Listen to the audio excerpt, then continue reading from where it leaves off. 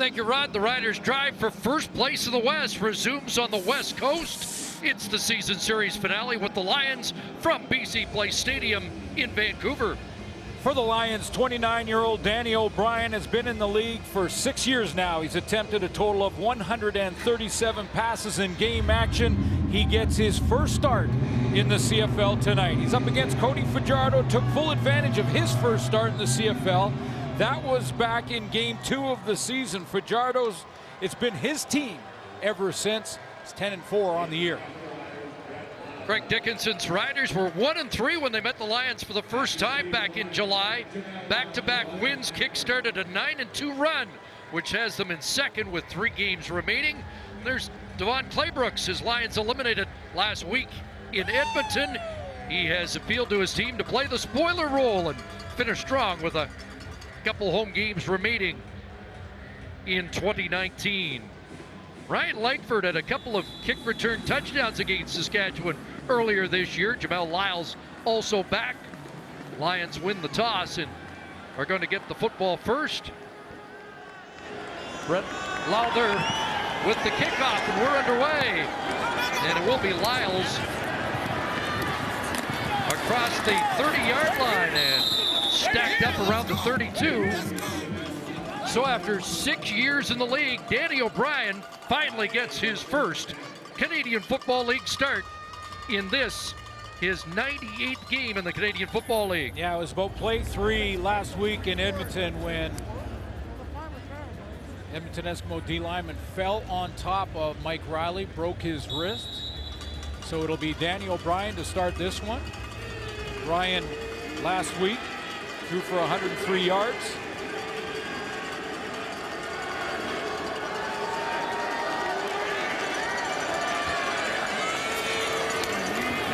Toss to John White, looking for 1,000 yards for the first time in his career. Here's the Lions offense tonight. Lions are out of the playoffs, but it hasn't been all bad for BC. They have the receiver that leads the league in receiving yards, 1329 for Brian Burnham. You mentioned John White closing in, 79 yards away and now counting at a 1,000-yard season. I highlighted Justin Renfro because he's at that tackle spot, and he's going to have to play against Charleston Hughes, who leads the league in sacks with 15. And if it's not Hughes, it's going to be A.C. Leonard, and he's got 6 sacks on the year. 8 for White, so he's 70 away from 1,000, and they'll run it back to him for a first down, close to the 45-yard line. And will send this Saskatchewan Roughrider defense that's allowed the fewest touchdowns in the league this year. Charbel DeBeer is going to take over for Micah Johnson. He tweaked that ankle again in the game last week against Calgary, Saskatchewan Roughriders, so he won't play tonight. Cameron Judge is back, however. Missed last week's game. He's got 80 defensive plays on the season, 11 special teams tackles. Highlighted Mike Edom because of the young first start of Danny O'Brien. O'Brien's first throw complete to the former Rough Rider, and Durant Carter with the catch up around the 52-yard line. Sometimes when you got a guy in his first start as that free safety, you can bounce around a little bit, try and give him a fake look, and then jump a ball or two. This is the journey of Danny O'Brien. Started out at University of Maryland. ACC Rookie of the Year there, transferred to University of Wisconsin. He's played in Ottawa behind Henry Burris. You heard him just before the game kicked off, talking about his former teammate, Trevor Harris. Played behind Mike Riley and James Franklin in Edmonton. 2nd and 2, they swing it to Burnham, and he's not going to get the first down.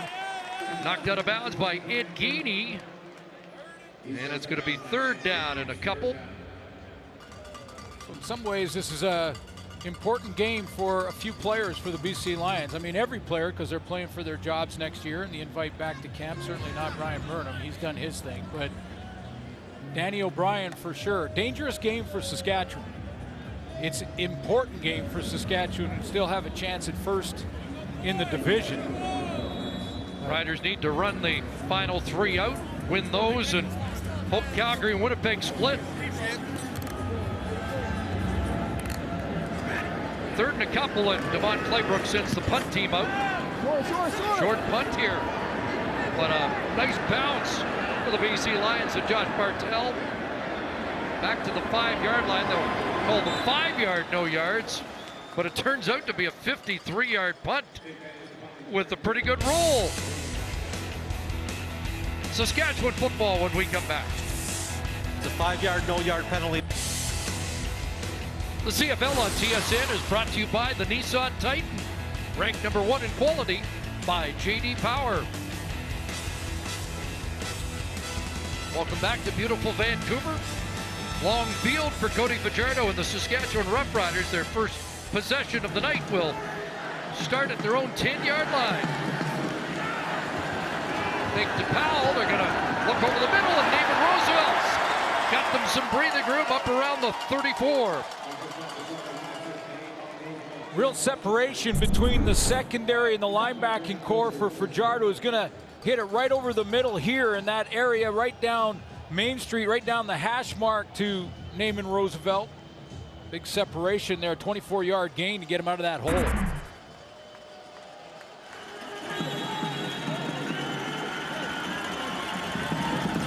First down. This time Powell on the left side and pushes the pile almost to a first down. Give Powell 9 on his first carry of the night. So he's 10-4. Played most of the first game when Zach Collaros went down. And what was it, play 3 against Hamilton in game 1 for the Saskatchewan Roughriders. And Fajardo took over from there, and it's been his team ever since. 9 from Powell. Short yardage group in. Early movement by the Lions.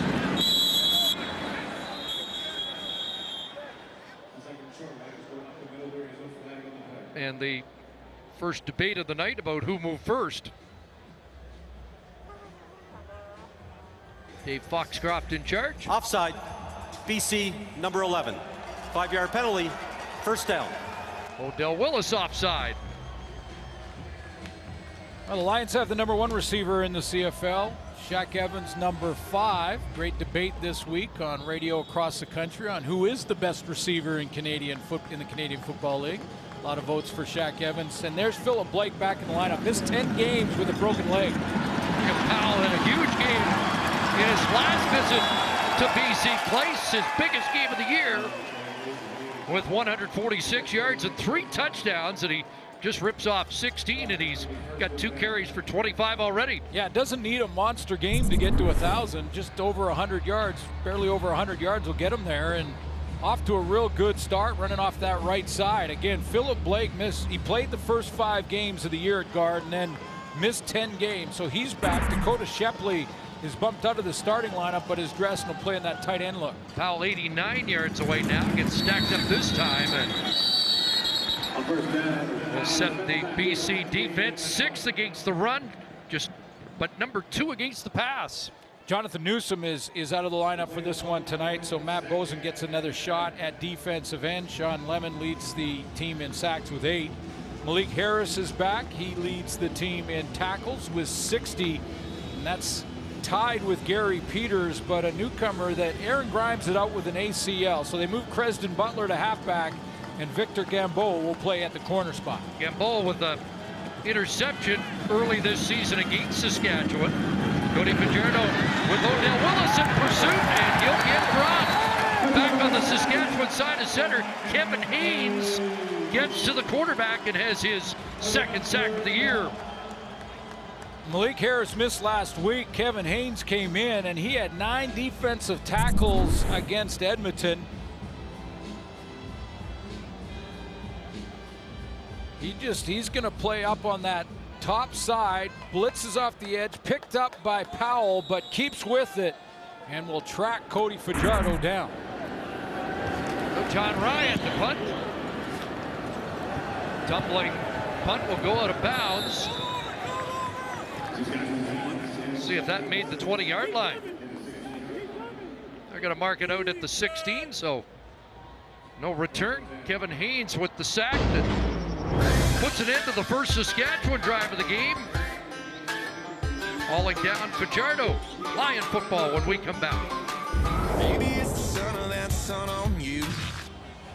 Last week versus Edmonton, both play 3 for the BC Lions when Boateng lands on Mike Riley. His elbow was planted in the turf. It just was unlucky position. Broken wrist, gone for the rest of the season, but they do say that he should be back in 8 weeks. He'll be on the sideline to help out Danny O'Brien, the reason that O'Brien gets to start his first in the CFL. Riley, the league leader in passing yardage at 38.87, but Cody Fajardo with 249 yards can pass him tonight and take over the league lead. See the big cast on the left hand, left wrist of Mike Riley. Now the roles reversed because Mike Riley's always trusted Danny O'Brien as a voice coming off the field on the bench as his backup, and now it's the other way around tonight. Massive opportunity for number 2 behind center. Passing situation here, 2nd and 9. Here comes some pressure, gonna let it fly for Burnham. Got it!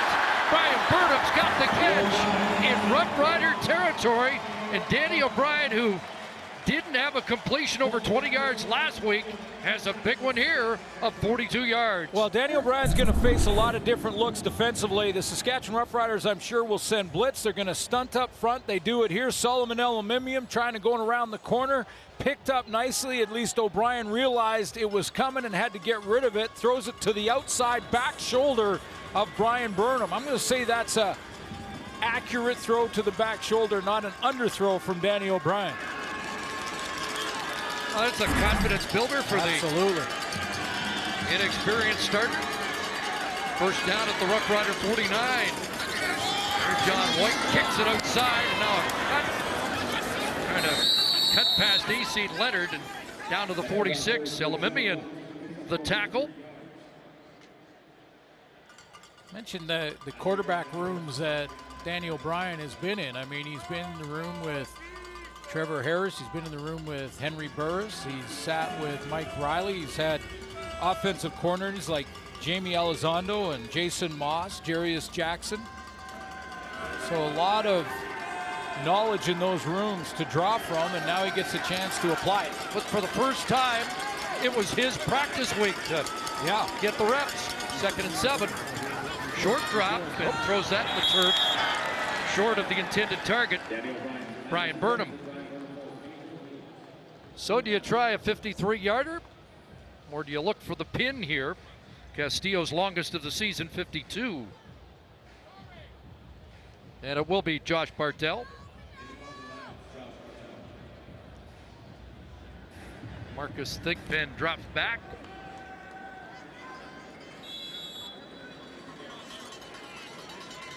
Thigpen with a kickoff return touchdown against BC earlier. Thigpen at the 10. And he gets nailed and driven back. Kevin Haynes has brought his game face today. And another long field start for Saskatchewan. Still no score. Just past 9 minutes of this opening quarter at BC Place. Monday or a Friday, or your ex pulling into the driveway, or hell might as well top shelf. Well, the week didn't start well for Cody Fajardo. This tweet told you that somebody broke into his vehicle on Thanksgiving weekend. And if somebody stole my toy Funko, I'd be a lot more angry than that. I would be so angry. And you look at the last part of that tweet. Have a great Thanksgiving. You probably needed it more. I guess you needed it more than I did. Sprinkle of Cody. I just, you know, it's important because right now the province is buzzing about this guy and what he's done with the football team, leading him to this 10-4 position, a chance to take first in the West if they win out. And a lot of talk about contract extensions for Cody Fajardo, getting him signed up to a long-term deal. I'm sure agents and general managers are talking about that. Cody's staying out of that, but what a great fit for the province that loves their football team to have a guy like Cody Fajardo who gets robbed and says, no problem, man, happy Thanksgiving. 2nd and 3, looking for Shaq Evans, got it, and a first down up at the 34. When he gets that new deal, hopefully he'll get another Fajardo toy Funko. He'll get another Funko. We had to Google what that was, but Look at the route running here from Shaq Evans. Just nice little chop step to get back inside and freeze Victor Gamboa on that 12-yard dig route.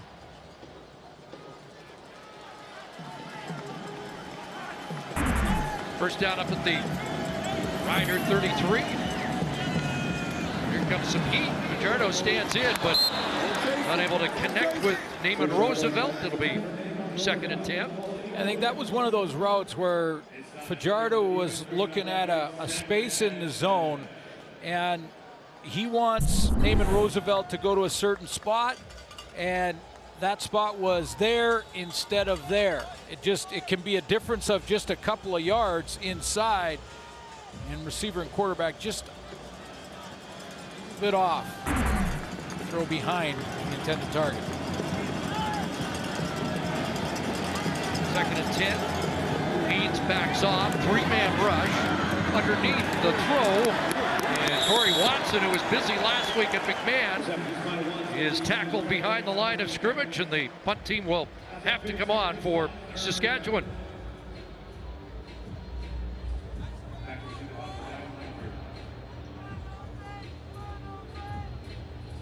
Roughriders have won 5 straight against BC after the Lions had won 7 in a row against Saskatchewan. Trying to complete the 3-game season series sweep.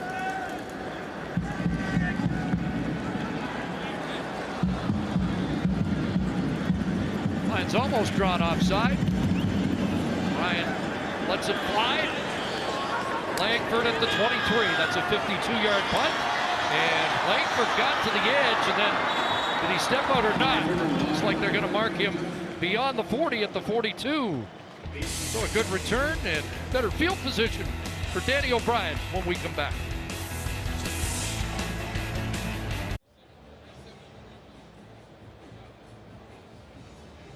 Lions out of the playoffs, a disappointing season, and what could be the final year with David Braley as the owner of BC. With more on that, here's Farhan Lalji.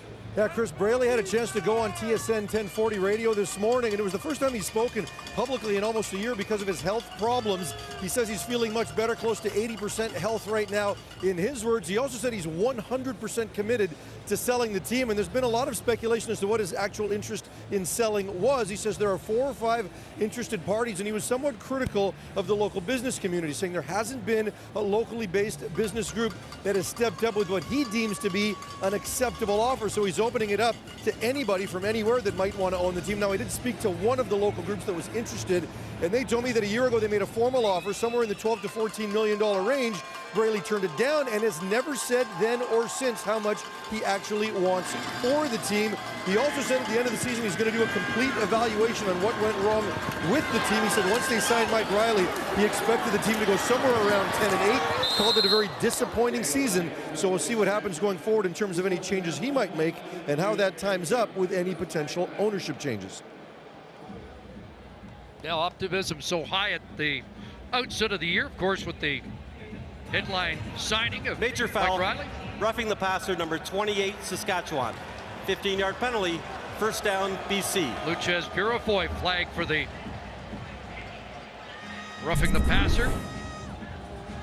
Let's take a look at the hit from Purifoy. Not much there, but obviously could have avoided that. He took 2-3 steps before bumping into, and I'll call it bumping into, Danny O'Brien. Well, you're right. High expectations for this BC team with Mike Riley signing in the offseason. Free agency. I think they underachieved an American receiver after Burnham. Got a bust, looks like it. O'Brien throws it to avoid the sack. Looks like they're going to rule that he was down. And the sack registered by Chad Jeter.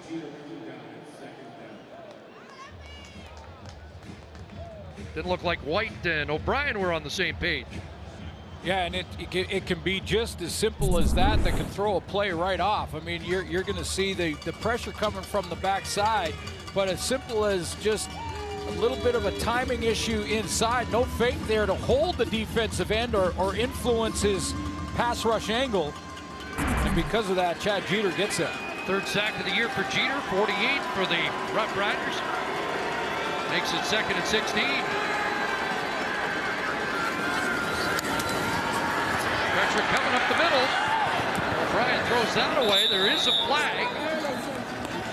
And it's going to be a holding call against Saskatchewan, a preliminary indication. Once a quarterback breaks out of the pocket like that, like O'Brien did. Holding Saskatchewan, number 28. It's a 10-yard penalty. Back-to-back penalties. Repeat, 2nd down. For Luchez Purefoy. Once a quarterback backs out like that and gets outside, one of two things can happen, and usually do. Either holding on the offensive line because they have to block too long. He's covering right there on Deron Carter. Or the defensive backs get double and triple moves down there. A little grab past the 5-yard area. Again, both real subtle, but by definition, penalties. Zach Evans in the 3-man front for Saskatchewan, 2nd and 6 after the penalty. O'Brien in trouble, and through that, up for grabs, nearly intercepted.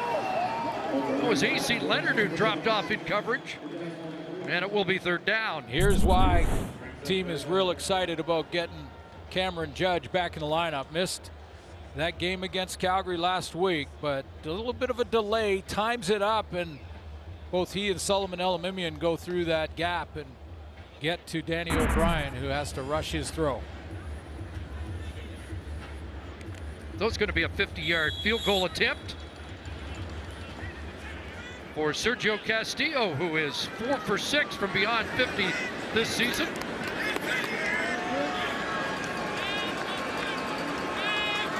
Looking for the first points of the night. Up. Just good. Might have scraped the crossbar, but it's 3 on the board and a BC lead. So high expectations coming in. The Lions 5-11 coming into this game tonight. So obviously they didn't meet those, but it wasn't been all bad all year. I mean, Brian Burnham leads the CFL in receiving yards. We've talked about that. John White's going to get to 1,000. I think the improvement in their offensive line since the addition of Kelly Bates has been major. I mean, the first 11 games, Mike Riley was sacked 45 times, just 3 in the last 4 games. Just over 4 games, so they improved big time there without changing personnel. Looks like it could be a big night for William Powell. 15-yard run to the 50, and Powell already at 40 yards on 4 carries. And their defense, the BC Lions, just to wrap up the thought, their defense has played pretty well as the season has gone on. In fact, 2nd in the league against the pass. 12 consecutive games now without allowing a 300-yard game. Yeah. So, you know, this team is relatively close. They get gunned over the middle. Roosevelt gets popped by Dozier. Back into Lion territory. It's like forward progress. Going to be close to the 1st down. It'll be 2nd in inches in the short yardage group, led by Brian Bennett. Come on. We used to call the short yardage group the Elephants. As a general manager overlooking the group. See if anything's on. 2nd in inches. Bennett will just plunge ahead, and he'll get about 4 on that. Brian Bennett in a quarterback. Quarterback sneak. Final play of the opening quarter. And BC with a 3-0 lead.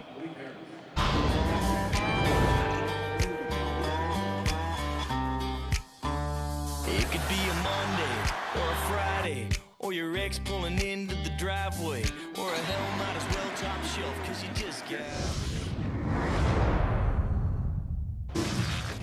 3-0 BC after the first quarter, and a recent trend continues. How about that stat? They've allowed 5 points to the Lions in the opening quarter total in the last 8 games. Well, that's what we were just saying. You know, it's not been as bad as maybe the record indicates, but you know, BC's playing loose. This is the challenge and a tough part of this game for Saskatchewan, how they navigate this game, because they need it. They need the win. to keep their hopes for first in the division alive. You know, the BC Lions are playing loose. Daniel O'Brien hits a 42-yarder to Brian Burnham. That's given him confidence, and you know, it's the Lions out in front after quarter one. Mike Riley did address the team last week and challenged them to play for their jobs, play with pride in 2 games that don't mean as much to them as it does here tonight for Saskatchewan. Roughrider first down. Here's Thigpen. Gary Peters steps up from his quarterback spot and drops Thigpen for little or no gain. Yeah, you know, this defensive secondary, speaking of the Lions and being better than their record, this secondary is very good. I mean, you got Aaron Grimes, who's just injured last week, but their secondary leads the way for the entire defense. That's defensive play totals. And the first 3 guys on that list are DBs. Usually you always have a linebacker at the top of the list and the front 7 takes over. I think the front 7 let them down early in the year and have been better since Sean Lemon and Newsom. 2nd and 8, Fajardo drilled, but incomplete. Looked like Roosevelt had a shot at it. Cody Fajardo really took a hit as he delivered the football, and he looked like he was close to being right on target. Malik Harris is just stacked in there trying to create the opening for Odell Willis, and it is Willis who steps into Cody Fajardo as he lets go of that one. A clean hit on time, so no penalty flag. So the field goal team comes on. Brett Lother will attempt. Well, they're going to set it down at the 52. Not a chip shot. 52-yarder, Brett Lawler. They did a full survey before deciding where they're going to kick this one from. Looking to tie the game. And Lother up and good. Game tied early 2nd quarter. Well, Danny O'Brien's waited a long time for this start, and even though the Lions out of the playoffs, here to make the most of the opportunity. Oh, I think they're everything. I think, you know, you only have so much shelf life as a backup in this league. Eventually, you got to go out there and prove you can do it. So I'm strangling this opportunity, this game, not looking ahead or behind. Last game is what it was, and the Calgary game might as well be a year off. I'm focusing this as potentially the only game that I could ever start in this league, so I'm going to, you know, not leave any stone unturned, and I'm going to go out there and let it rip. Good way to approach it. Yeah. It really is. I mean, take it and go out and let it rip. I mean, he mentioned last week as a distant memory, he was 12 of 23, around 52%, and now you need to be up around 70% to be performing like the rest of the quarterbacks in the league. First down, pressure coming, stands in, over the middle, incomplete. Burnham can't make the catch. Ed Geaney in coverage. He's the 4th CFL quarterback to make his debut this season, and the 20th different quarterback. There's been some success for the guys in their first, including Fajardo, who put up 360 in his first game against Ottawa. Nick Arbuckle was really impressive in his first start against Saskatchewan. Will Arndt last week against Toronto. Those are tough acts to follow. 2nd and 10. And it'll be 2nd and 5. Hughes knocks the ball loose. Delayed call. Surprised they didn't just whistle it down. Yeah. Unless it's the Lions that jump first. But Well, there was no whistle, but Charleston Hughes jumped the gun for sure. Now, I'm not sure if a Lion moved first, and that's what caused him to jump. Offside, Saskatchewan, number 39. 5-yard penalty. Repeat, 2nd down. But you'll see clearly that Charleston Hughes is offside, off the edge, and because he didn't hear a whistle, he just kept playing like he should. And De Beer with a hand in the face of the quarterback. That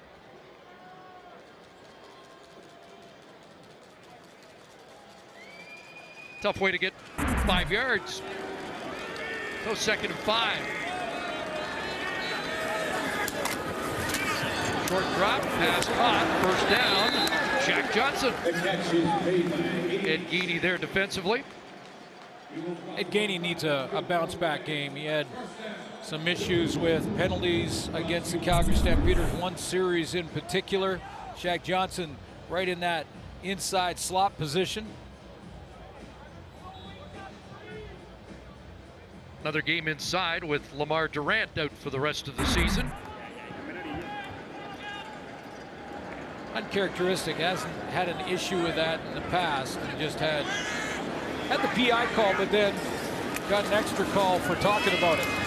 Don White and Mike Adam, the safety, will drop White for a loss. I think Saskatchewan can do a lot with Adam in this game. I mean, Jason Shivers has got this defense playing very well. In fact, better than they did last year statistically. And I'm sure that surprises some people because last year it was all about Chris Jones' defense. And, you know, this was the thought coming into the season for Saskatchewan was their defense was going to drop off drastically without Jones. And Jason Shivers has done a real nice job with it. Statistically, it is better in a lot of categories. And with Adam against the guy in his first start, you can move him around and get a pick out of it. Lions 3 for 6 on second down. And O'Brien's going to take off and run, and he's got the first down. Takes a hit, but gets it into Rough Rider territory down around the 49. Well, it's important for Danny O'Brien here to make this decision quickly. I mean, he's going to get outside, and if you hesitate when you're out there, didn't like what he saw, he felt the pressure from his right, and he just made a split-second decision that he was taking that gap and taking off. He gets first down and new set. Moncrief the tackle. That's O'Brien's longest run of the year. Previously 4 yards. He was the short yardage guy for the Lions. 12 carries, 25 yards, but shows you some mobility we haven't seen before. There's Adam down low. First down. The roll left side. Make another connection to Shaq Johnson. Third catch of the game. Looks like 9 for Johnson. Sets up second and short. So Danny O'Brien goes right at that look. Mike Edom comes down from the safety spot, and O'Brien's going to roll to him. You see Edom to the left of your screen, and it's just whatever 15 does. If 15 sits on the inside on that Shaq Johnson throw, he'll throw it outside to the running back in John White, who was pushing the flat. A little banged up after a couple hits. Second and short, sneaks for the first down. Mentioned the Riders won the first 2 meetings on back-to-back. First time that Saskatchewan had won on back-to-back games against BC since 1974. In the first meeting, there were 8 lead changes, so the Lions were very much in that first game and then got blasted here in the second meeting. So far, though, so good for Danny O'Brien, wouldn't you say? I think he looks pretty good. Yeah, absolutely.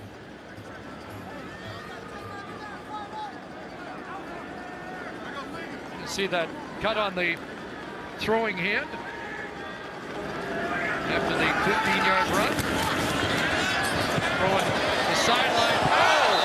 Almost a circuit catch for Duron Carter up against Nick Marshall.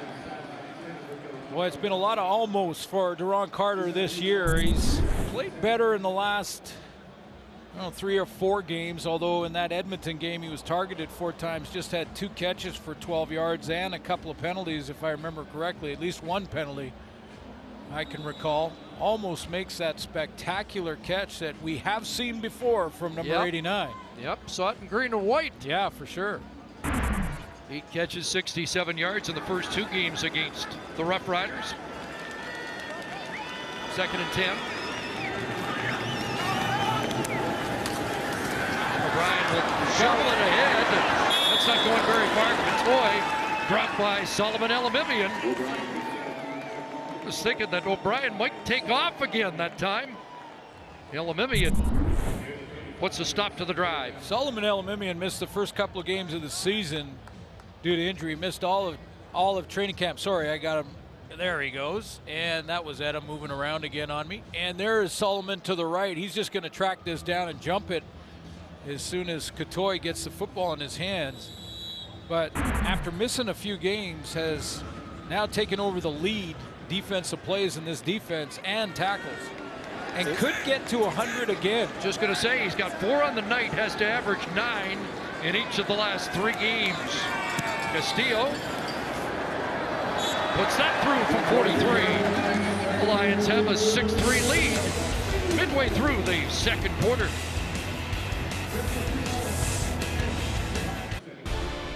CFL on TSN action continues tomorrow. Begins with a live mic game between the Red Blacks and Ticats, and followed by a big one between the Bombers and the Stampeders. Game 1 of a home and home with the top spot in the West up for grabs.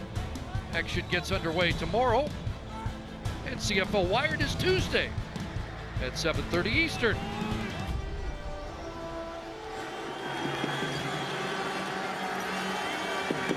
Riders start at the 35, and Evans has a catch and a first down, but dropped the ball.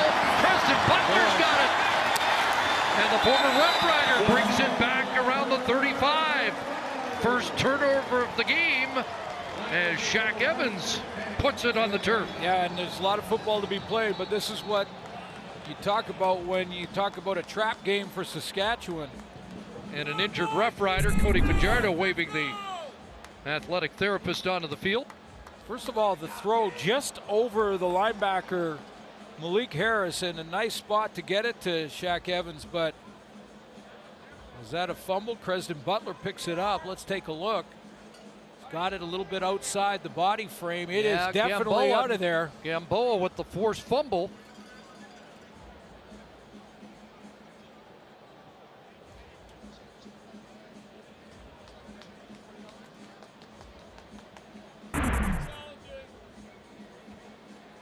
And we'll try and sort out who the injured Roughrider is when we come back.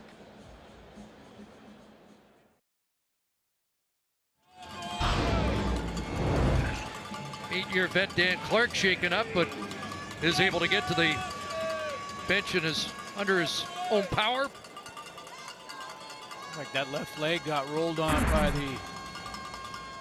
by Preston Butler and Corey Watson, who was trying to tackle him. He's walking it off over there on the sideline right now. Brendan Labatt has worked out some snaps in the break.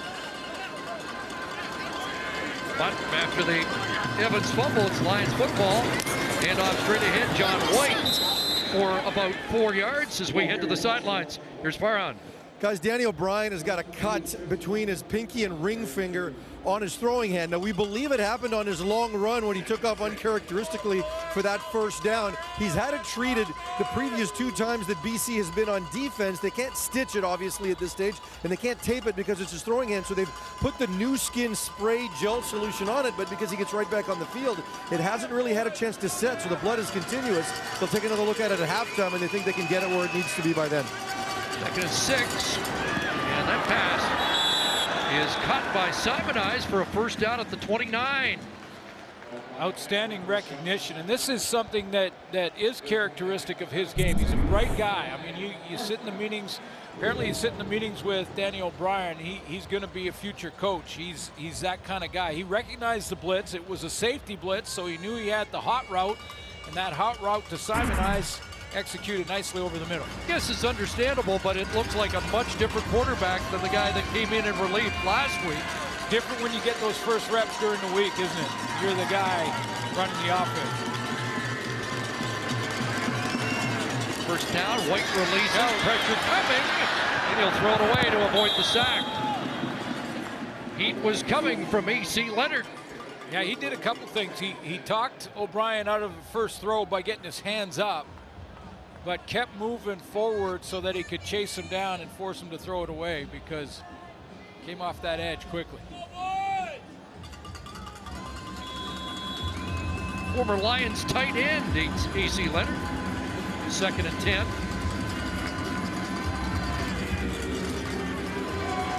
And BC 6 for 10 in second down conversions. Special right there to Burnham on the blocking screen. Go to him. Stands in, looking for Burnham. And a one-handed kick, but out of bounds.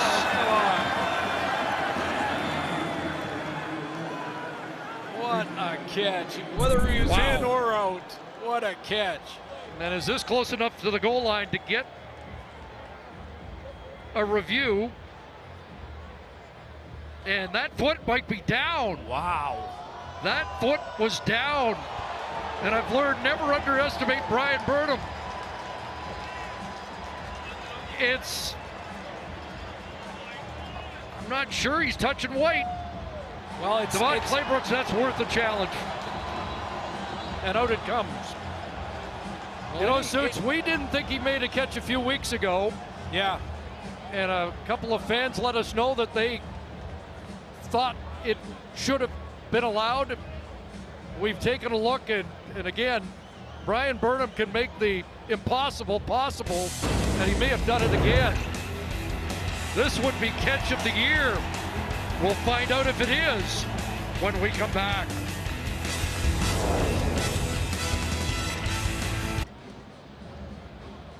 Well, we got a challenge from Devon Claybrooks. I don't think he should have had to use a challenge. It's a potential scoring play. And here's another look.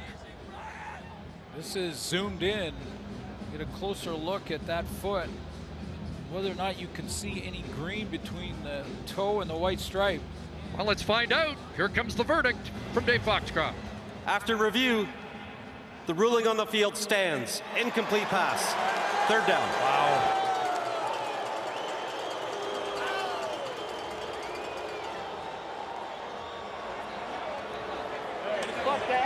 Yeah, I'm challenging that too, even if it should have been automatically challenged, and I think it should have been. Yeah, but I'm doing it anyway. I mean, that was close enough to take another look at it. Again, though, I'll say this: under the umbrella of clear and obvious mistakes, and the ruling on the field was no touchdown. Clear and obvious mistake. I'm not sure the evidence was there for that, and that's why they didn't overturn the on-field call.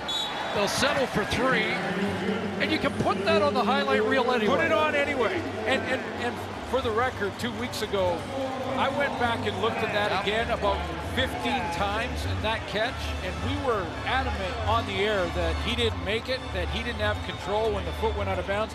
And I went back and looked, and he did. And the command center in that case got it right. I got it wrong. But you're right. We shouldn't doubt whether or not Brian Burnham is at least going to make it interesting. He still thinks he got his foot.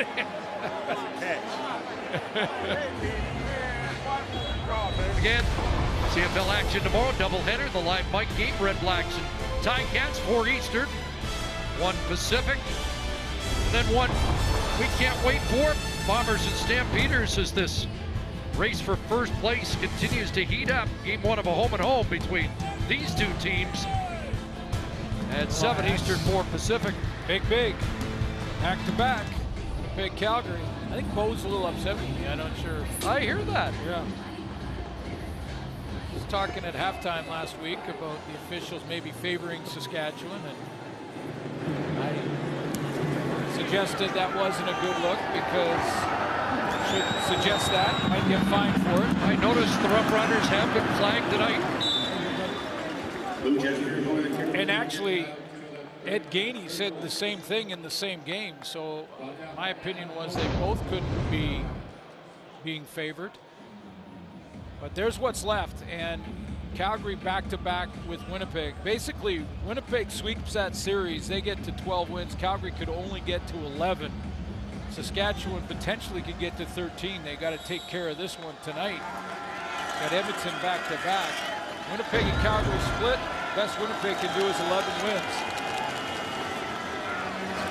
Here's Fajardo, right back to Evans, who fumbled on that last catch, which led to the Lions field goal and a 9-3 lead. 8 for Evans on that grab. Calgary sweeps that series.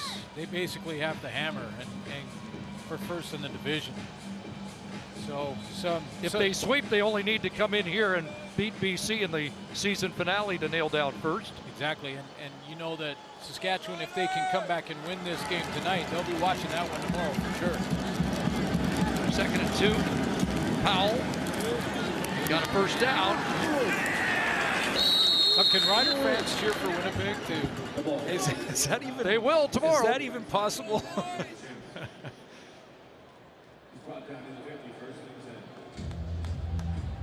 interesting all the way down to the wire here in this. See who gets that bye. And with the parity, those three teams in the division, Winnipeg, Calgary, and Saskatchewan this year, I think home field is Oh, so huge, because massive. you only have to win one, and you have to win it at home. Yeah. And that's not automatic, but it sure beats winning 2 in the second on enemy turf. There's Roosevelt, a catch, Gamboa with the tackle, but David Roosevelt's into BC territory with a 15-yard gain to the Lion 45. Real good protection, and that allowed Fajardo to take his time to find sort of the last read in this progression, get it out there to Naaman Roosevelt. He's going to sit there for a few steamboats, and then he gets it right by that center field stripe and lowers the shoulders and gets what he can. Play action fake, and a great catch by Roosevelt. In traffic, Dozier flying through that vision of Roosevelt, but sure hands it. And another Rough Rider completion at the 3-minute warning. It was in the end zone, but yeah. I will if I have.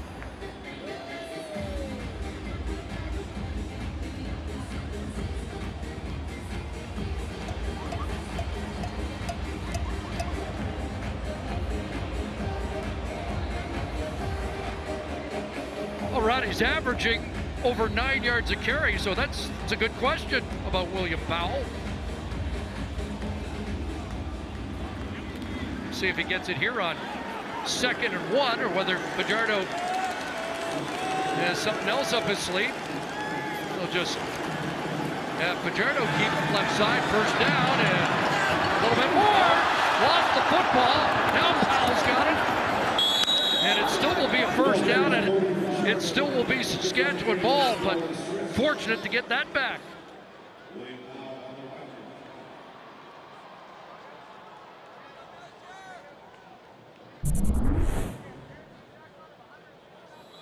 Fajardo had the first down by this point, but didn't see TJ Lee coming from behind him. Yeah, Lee with the forced fumble.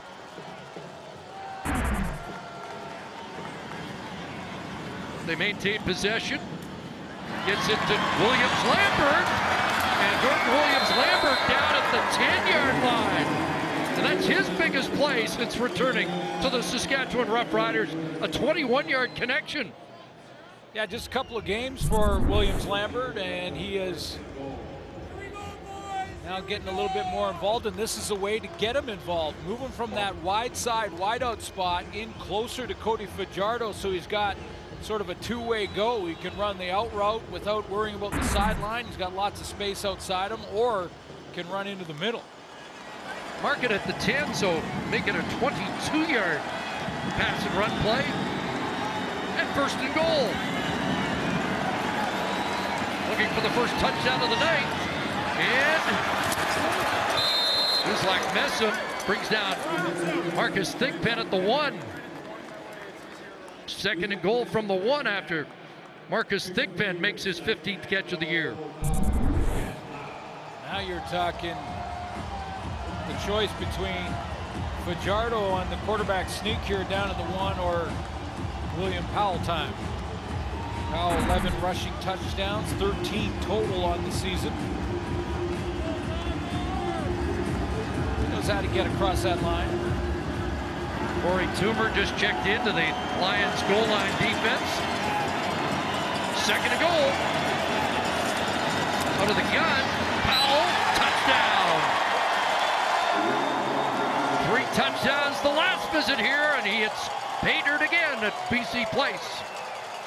Nice drive by Saskatchewan, and they did it without Dan Clark at center. They moved Brendan Labatt to center. All the snaps were executed properly from the veteran guard who's moved in to take over from Clark, at least temporarily, and Dakota Shepley played in that series. So good Saskatchewan drive, finished with a touchdown, 8 plays, 75 yards, and they did it with a makeshift offensive line, making some adjustments up front. Powell takes the league lead in touchdowns. That's his 14th. And the convert is wide. Lawther misses the convert, and Langford might as well try it. And gets tripped up at the 5-yard line by Jeter. So the game stays tied. How important will that point be? Well, it might be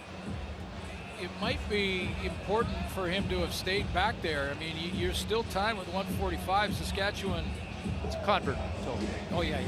21-25 for Lawther on convert attempts this year. Yeah. Okay, I'll catch up. Unless he was saving it for the kickoff, you know. He can run 50, 60 yards and not get anywhere and be out of gas for the kick return. Ram of the half coming up. Ron Davis, Matty and Hankel size things up. They said they wanted more William Powell. And they got it. Powell provides the first touchdown of the night. 14th total for Powell.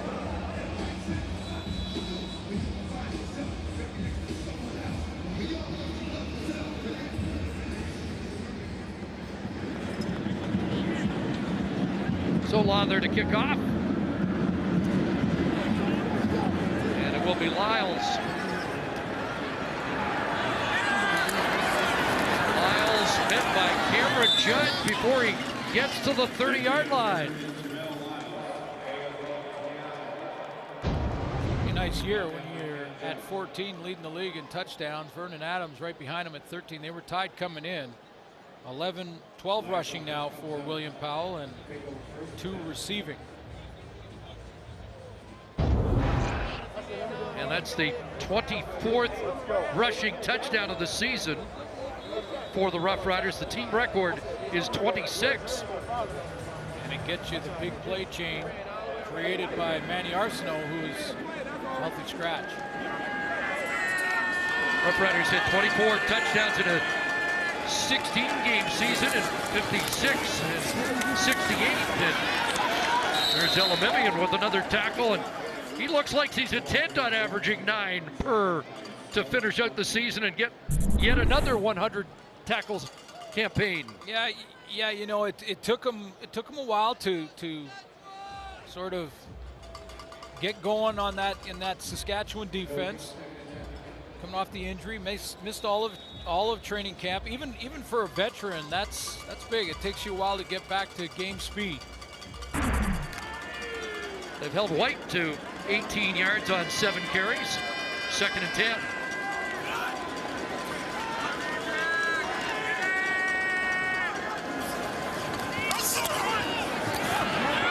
Bounces out of the pocket. Anybody open? And he's got White, and he's got a first down. Tumbles out at the 41-yard line. I like the composure from Danny O'Brien in this first half. I think he's done a nice job in his first start of sort of applying what he's done on the practice field, running scout teams, working with the starting quarterbacks wherever he's been to try and prepare them for the game and work in the game plan, doing his role. Got his first chance to actually go out and execute it as the starter, and he's looked pretty good in this first half. 9 to 15, 95 yards. Made some good decisions. Over the middle, another first down, and Catoy nearly got loose. Time for some points here for BC too. Into Saskatchewan territory. Javon Catoy, whose only CFL touchdown came against Saskatchewan. There's a rider down. Trying to get the number. And it is Derek Moncrief.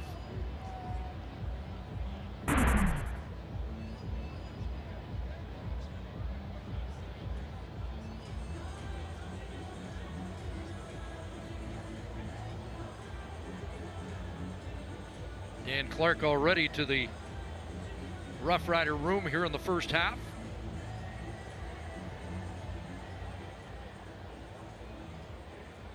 Just a reminder, regular season coverage of Tangerine Raptors basketball gets underway on TSN next Friday, October 25th. Divisional clash between the NBA champs and the Celtics. Tip-off at 7 Eastern, 4 Pacific.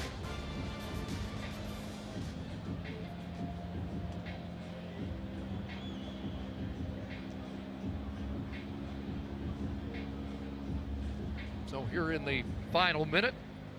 BC with an opportunity to take the halftime lead as they approach scoring position. A lot of the talk this week in Saskatchewan about the return of Brendan Labatt a few games ago, and that Philip Blake was back in the lineup. And even though Dakota Shepley, 14 starts for Shepley, so he's a much better player. In fact, could be a rookie nominee. There's what happened to Moncrief going down, talking about that they get more and more depth as the season starts to wind down, the regular season, as we head to the playoffs. It's like Purifoy goes to Moncrief's spot, then Eli Buka into the game. Pressure, Adam gets to the quarterback. That ball's loose, and Saskatchewan, are they on it? They are. McHenry finally comes up with a hot potato. You could see Adam coming off the edge, and he wasn't blocked, and this is the first time that I think I've seen in this first half that Danny O'Brien didn't recognize it. He didn't see it, he didn't count them, and they're coming off the edge from down here. No one picks up Mike Adam, and he's going to have that straight off the edge route right to the quarterback. Think the arm's going forward. Now, it looked like they were trying to scoop and score it. AC Leonard wanted to try and get the scoop and score. He tried 3 or 4 times. But they're in field goal range, the Riders. Well, they have to review this. Is the arm coming forward or not? Don't think so. I don't think so.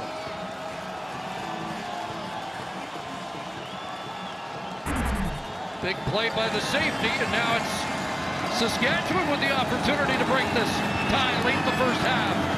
Fajardo with an open target, got Roosevelt at the 11. Well, you could see the reaction from Naaman Roosevelt. He had to come and fight his way back to the ball there. It was a ball that was thrown sort of to an open area that Cody Fajardo was trying to have his receiver just guide him back.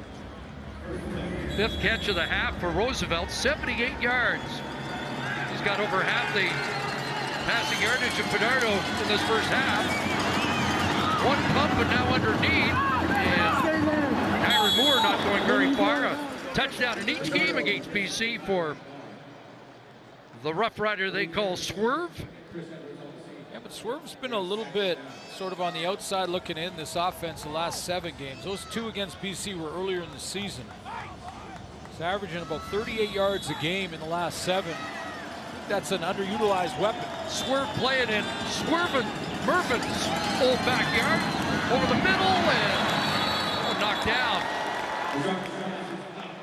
Junior Luke might have got a hand on that, knocked down at the line of scrimmage, and that might have been a good thing from Saskatchewan's point of view and Cody Fajardo's, because TJ Lee got a great break on the Naaman Roosevelt route and looked like he was about to undercut it. See Junior Luke right over the nose here, number 91. He's gonna step up. He gets the knockdown with the left hand. You see right in front at the bottom of your screen there. Real good jump from TJ Lee. I'm not sure if he would have got there in time, but he was close. Well, a hold by the defense, and now Lothar puts it through from 16. And Saskatchewan has the lead late in this opening half. They get 3 back off the fumble. Little post field goal, former Lion Dyshawn Davis involved, and Odell fixed it all. Yep. He went in there. So 6 seconds to go.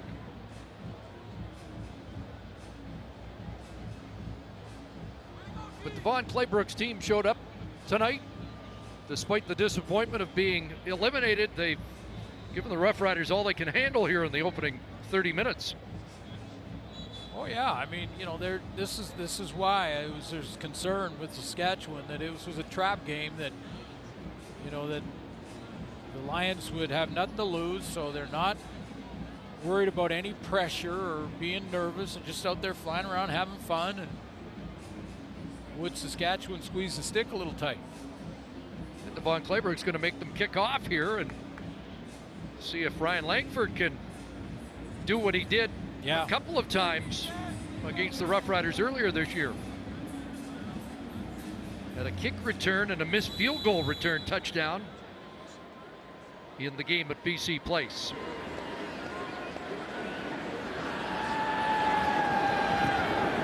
Not going to get his hands on this one.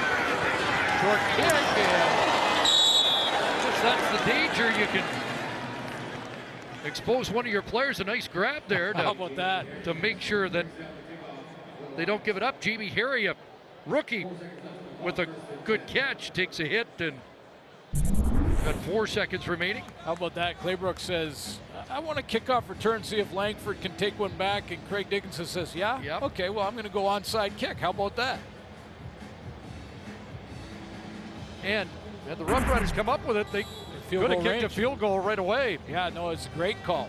Great call by the coaching staff to give it a shot, because they're going to kneel down and go in at halftime. Nothing to lose there with the onside attempt.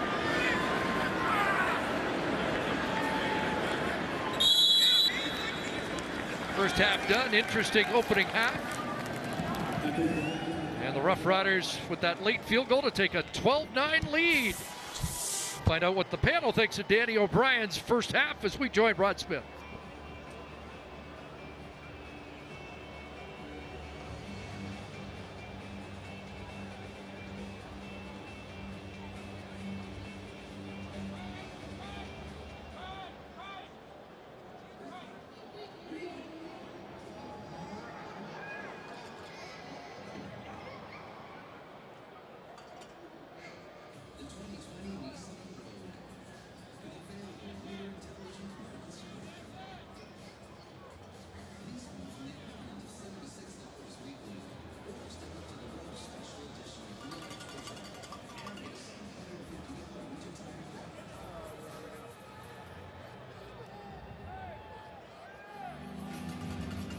Solomon, the defense has been good all night. Talk about that last play by Adam and just that leading to a score. Yeah, you know what?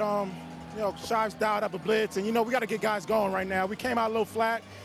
Big play by Mike Edom, and he got the ball back. So just trying to get guys going. Second half's going to be big for us. I think we came out a little flat, but I feel like we're going to start making some plays come second half. A lot at stake for your team, not as much stake for the BC Lions, and you face a quarterback you don't know a lot about. How much more of a challenge does that make a game like this? It is. You don't got much film on them, but at the end of the day, we always feel like it's about us. If we come out here and execute, we'll be fine. We feel like we have one of the better defenses, one of the better teams in the CFL. So for us, we got to execute regardless of who the quarterback is, and we'll be fine. Thanks, all. Appreciate it.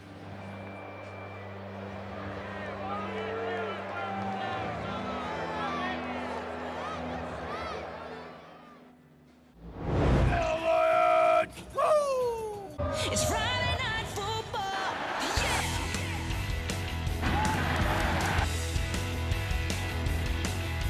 Boys are all here, gonna put on a show.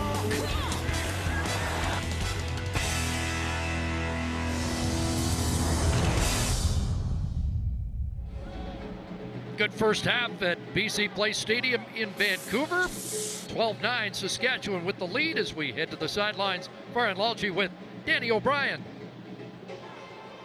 Danny, your first half as a starter, how comfortable are you right now? Pretty comfortable. We just got to finish those drives. We get in the red zone. I think if we can turn these 3s into 7s, we'll be at the end of the game. For you, just want to ask you about the finger, first of all. I know you were wiping it a lot. Has it affected you at all? No, just the refs tell me, hey, I don't want to take you out at your first start, get that blood taken care of, but we got it patched up now, so it's good. Always nice when you can just put it up to Brian Burnham and hope for the best. Yeah, that was a spectacular catch, inches away, but we'll come back to him. Thanks for this. Thank you. Not a big game plan. Back good to call. Burnham. Yeah, Why good not? call. Good call. Back to Brian Burnham. Fractions of an inch away from a spectacular touchdown catch in that first half. Riders score late in the first half, get the ball first in the second half. Castillo's got it on the tee. And away we go. Purifoy from the 10 to start. And he'll break loose. He's done it before. There's a flag that's going to likely wipe it out. He's going to run away from Johnson and into the end zone. But there is a flag back around the 48-yard line.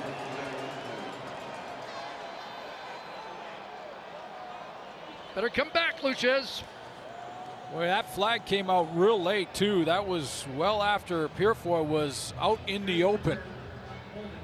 Saskatchewan, number 49. 10-yard penalty. First down, Sean Saskatchewan. Idowo wipes out what would have been the third kick return touchdown of the year for Saskatchewan. This looks like the holding. That's TJ Lee getting almost tackled, and that was right when he was breaking free Purefoy. Correct call by the officials, and that'll take a great return off the board.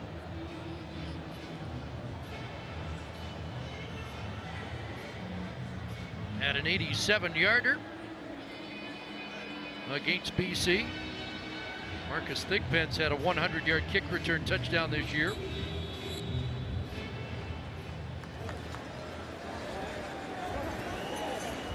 But instead of a 100-yard kick return to open the second half, it's first down Saskatchewan at their 25. There's William Powell. Gets 4. And adjustment to that offensive line in the absence of Dan Clark. Veteran Brendan Labatt goes to center. And Dakota Shepley back into the lineup at guard. Philip Blake will move to the left side.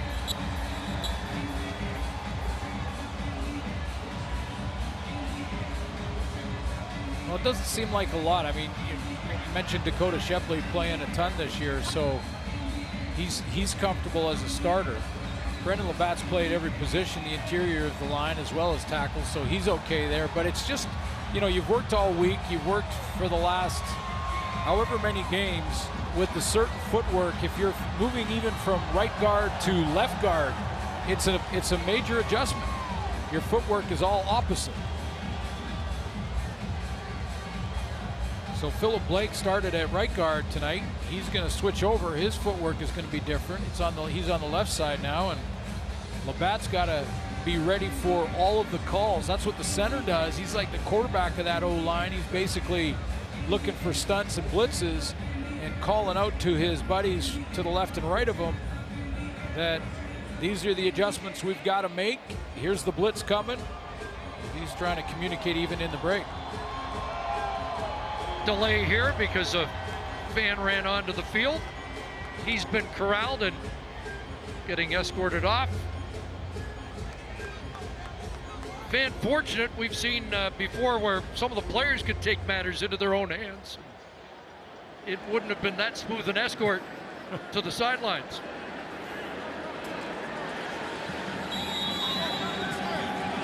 The 2nd and 6 after that 4-yard run by Powell. 62 away from 1,000. Fajardo looking downfield here for Moore, incomplete. Coverage from Chris Edwards. Kyron Moore looked to the official and thought that there might have been a little pushing and shoving. In fact, a little contact. He wants a challenge from Craig Dickinson. I thought it went both ways. I mean, Moore gives him a little push there to get separation. And Edwards, well, he got his hand up high on the face mask. That part of it didn't see live. Moore initiated contact. There's the challenge. And the challenge will come out. Didn't look like he had a case until the hand of Edwards comes up onto the face mask, and so Moore gets his wish, a challenge from the coach, and get the verdict as the head turns and the pass is incomplete.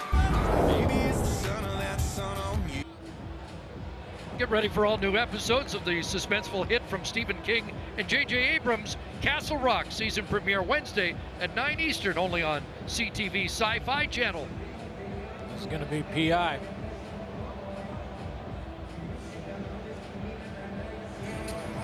After review, we have defensive pass interference, BC number 24. Ball will be placed on the 55-yard line. First down, Saskatchewan. Very straightforward decision. You saw the face mask being pulled by Chris Edwards. When the head turns like that. Yeah, no question. So it's a 26-yard play.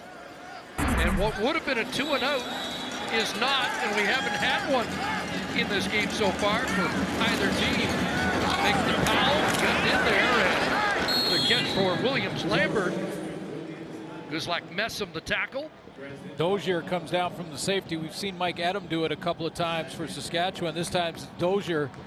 And Dozier comes down, and the hot route is inside right over the middle where Dozier has just left the middle in that free safety spot. Get out of your hand, can't block 32, so throw it quickly.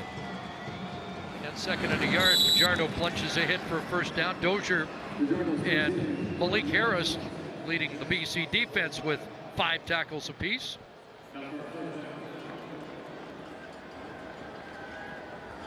He's on that board of defensive plays, top 3 for BC Lions. He and Gary Peters, TJ Lee had himself a good season at safety.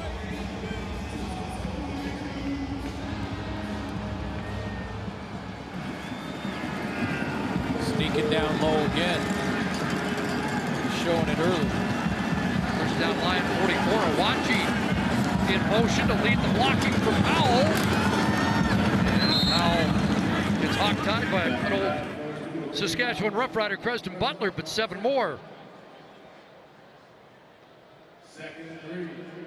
8th carry for William Powell, 59 yards in the game, 55 away from a 1,000-yard season.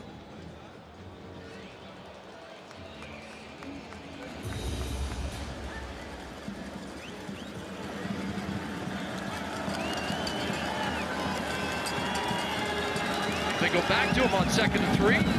They do. And another first down. They haven't had an answer for him yet. Corey Toomer, the tackle. Dropped at the 30-yard line. Another Rough Rider first down. Shepley just paving his way down the field. 10, 15 yards away from the line of scrimmage. And Powell off the left side. Nice cut. You know, they're going to miss Dan Clark, but Craig Dickinson talked about it this week. The depth they have now. I think he almost felt bad about having to sit Dakota Shepley, or at least bump him to the reserve spot with the return of Philip Blake.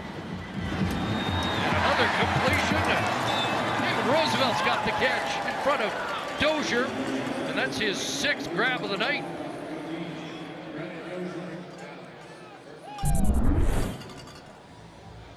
Trips to the field, and they bring Powell out to play in that receiver spot right on the hash.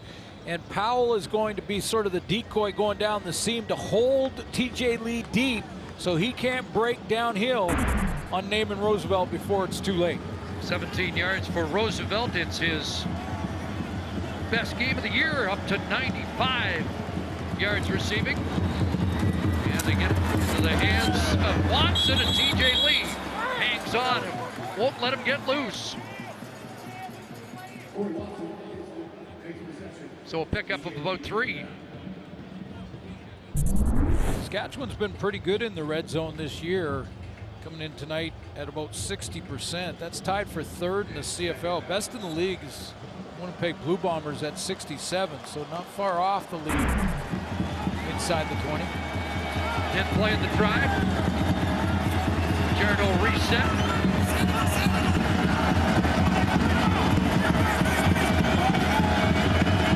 Communicate the change play. Fajardo in zone. Touchdown. Kyron Moore. And now a touchdown in all 3 against BC this year. Well, it's a good thing Kyron Moore's teammate came out and told him to play. Cody Fajardo called an audible at the line of scrimmage, and it was loud, too loud for him to get it communicated to everybody. So the receivers walked out and told each other, if you heard the call, you went out and helped. And Kyron Moore was, I think, the last guy to figure out what the play was, or at least hear it, and he goes right over the middle for the touchdown. Good-looking drive, 10 plays, 85 yards. Extended by the PI call.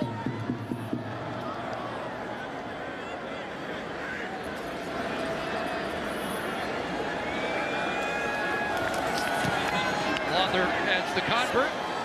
It's a 10-point Saskatchewan lead. And the big play Gene on number 85 after his 5th touchdown of the year. It could be a Monday or a Friday, or your ex pulling into the driveway.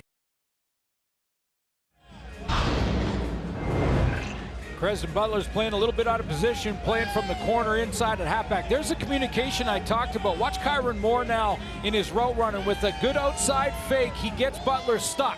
See, he's got his feet square. He's not backpedaling, and he's not getting his hands on the receiver because he's past 5 yards. Kyron Moore goes inside, and Preston Butler can't get there. You're in trouble as a DB when your feet are in sand and you're square and don't get your hands on the receiver. Big play chain goes to 85. Big drive, 10 plays, and a 10-point lead. Kick to Lyles, the rookie. Close to the 30-yard line. Let's check in with Farhan Lalji. Guys, you mentioned that Solomon Elimimian has been playing as well as he ever has, but he said when he arrived to Saskatchewan and first went into that room, he almost felt like he had to re-earn his respect despite his resume, and that wasn't something he was expecting. Now, you'll recall he was signed late and arrived late, and he said there were a number of other players that were working for the position that he had, and he almost got the sense that there was a, what's this guy done? He's got to prove it again. He said this is very much a what have you done for me league. And then so he just went about his business, got to work, and Craig Dickinson did something different this year. He didn't name the Rider captains until midway through the season. And he says at that point it was a player's vote. They voted him as a captain. It meant more to him than you could possibly imagine. And that really allowed him to settle in and find his role within this defense. He's looked very good as far as his future. He says he's going to take it a year at a time. As far as the return to BC, he's still not happy with how it ended here, but he does believe now he's in a much better place and he's happy heading into the playoffs. Mentioned about all the adversities faced in the past. The leading tackler in the Los Angeles area in high school didn't get a scholarship, ended up in Hawaii, led the way there, didn't get drafted. And then, as Farhan has just detailed, not handed a job here in Saskatchewan, despite one of the most impressive resumes you can have as a CFL defensive star. Second down, O'Brien. And time running out of it. Cameron Judge will drop him. 5th sack of the year for Judge. Judge gets up limping. Looks like he'll be okay. It was almost a fast break, and you got to give some credit to the secondary as well. There's Cameron Judge. Solomon Elimimian, as we just talked about, is going to be part of this blitz as well. He gets up the field. Here comes 10. He gets her up and around John White. Cameron Judge gets there first. He'll get the stat. First 2 and out of the night.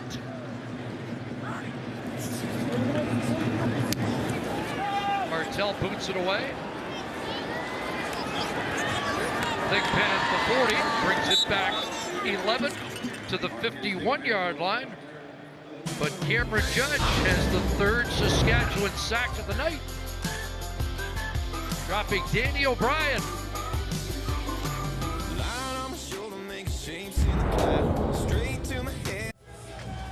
Voting now open. Visit CraftHeinzProjectPlay.com to cast your vote on who should take home the $250,000 grand prize. Salmon Arm, BC, Lanigan, Saskatchewan, Saugeen Shores, and Nepean, Ontario.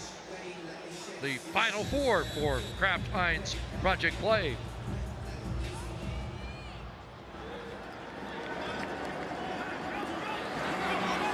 Riders with the football, first down at the 51-yard line on the change of possession. Flag comes down, Powell. Couple flags now. Look at Powell juke his way for what would be a first down. Let's check the penalties.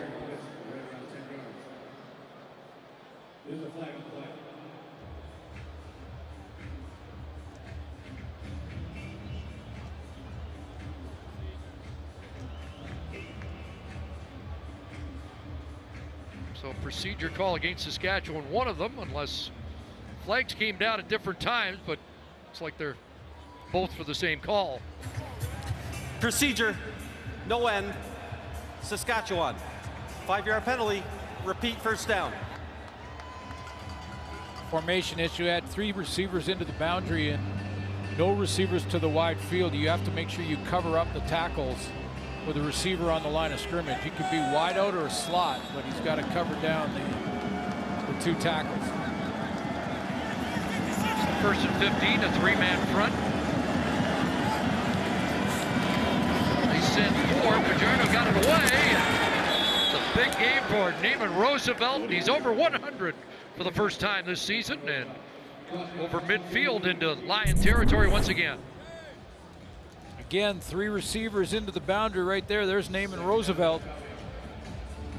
And Naaman's just going to stop up and turn back on that quick curl, and he knows that TJ Lee is the deep player. Some room there. One of them's going to be in that soft spot. Got 11, second and 4. And 3-man rush. Pajerno's going to run for the first down. Declared to the deep first slide to move the chains. It's big though when you get that penalty on first down and you've got first down over again, but first and 20, you get the nice throw and catch to Naaman Roosevelt, running on second down, and now you got a new set in plus territory. Cody's 7th in the league in rushing now at 597, second among quarterbacks. See if he takes off here, breaks a tackle, and does get it down inside the 40, which means he's over 600 yards rushing, but there is a flag here. You know, we see a lot of quarterbacks run this exact same play, and most of the time they're not going to pull it and take it and run around the edge. We see Strevler do it occasionally. Sometimes after the play, Vernon Adams. Major foul, unnecessary roughness, Saskatchewan number 68. It's a 15-yard penalty, second down. That is Coleman, the right tackle. There's the tackle. We'll see if we see both of them. But here's the play on the play action, and you know, as a quarterback, you've got to sometimes take it, even though it might only be a 3 or 4 yard gain. Good close there, and you see Coleman on the penalty next. Here it comes, just to the right of your screen, and a little bit of extra stuff on Kevin Haynes. Second and long, they pass underneath and see what Moore can do. Back to the original line of scrimmage. The ball came out. Like Riders were last to touch, although BC trying to sell it the other way. Be third down. Calling it third down. Kevin Haynes thinks he's not only knocked it out of there, but touched it on the way out. So the last person to touch it gets possession. If it was a fumble. I don't think it was. I think he was down by contact before the ball even came out of there. Looked like it, and no Lion got to it. In any event, see if they try a 52-yarder here or not. No, John Ryan will punt. 8 times inside the 10. Let's see if Ryan can make it a night. It's something he's been working on. Has one tonight.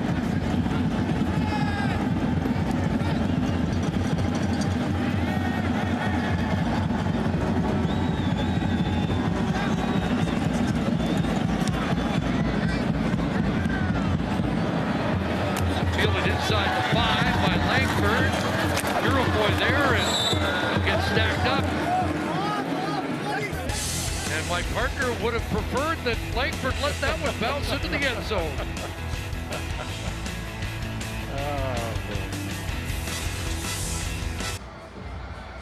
New quarterback in the game for the BC Lions.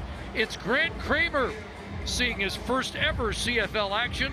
23-year-old out of Drake, who we saw in the preseason, and in that preseason he looked a little like Mike Riley did the first time we saw him ever in preseason action. Over 7,700 yards passing at Drake University in Iowa, over that 71 touchdown passes, and what a great preseason game against the Calgary Stampeders. He came in and was that 4th guy in the depth chart. Was similar Mike Riley story as you mentioned, and he put a couple of drives together, come from behind win in the just preseason, not the starters playing for Calgary and all of that, but he'd been here a week and it did drive down for a pair of late touchdowns. Danny O'Brien had just 109 yards of offense and only 4 yards in the final 4 possessions. So they go to Kramer to see if he can kickstart something. Start on the ground, and Cameron Judge has had John White's number so far tonight. Boy, and he was so excited too to get that opportunity. It was a very similar story. We were saying that Mike Riley had one drive to make the team in BC years ago, playing behind Lule. He scored on the drive and became one of the top quarterbacks in the league. And Kramer had a couple of drives to do it against Calgary, got it done, and boy, was he excited about it. That kept him on the roster. Has been on the practice roster all season long, getting a chance to play tonight.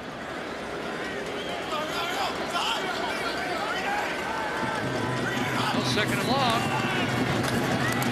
chance to throw his first pass, or Willing. No. Solomon Elimimian leads the charge, and he had plenty of company.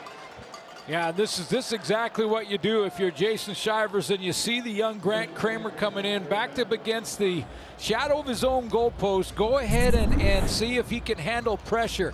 So you get Solomon Elimimian coming here. You get Cameron Judge on the stunt in the middle. Someone's going to come free from the linebacking core. Solomon gets there first. Cameron Judge arrives right after him.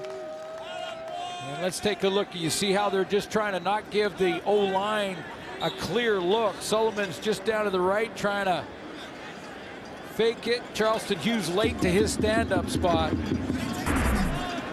Second straight 2 and out. We'll see if they concede the safety here. And we'll dial back to Ryan Langford not letting the ball bounce into the end zone for 1. Exactly. And you put the young quarterback in a bind, and it costs you a couple.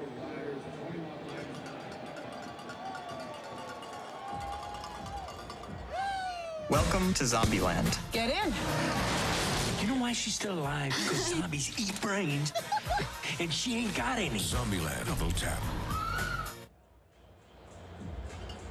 So 21-9, Roughriders with the lead.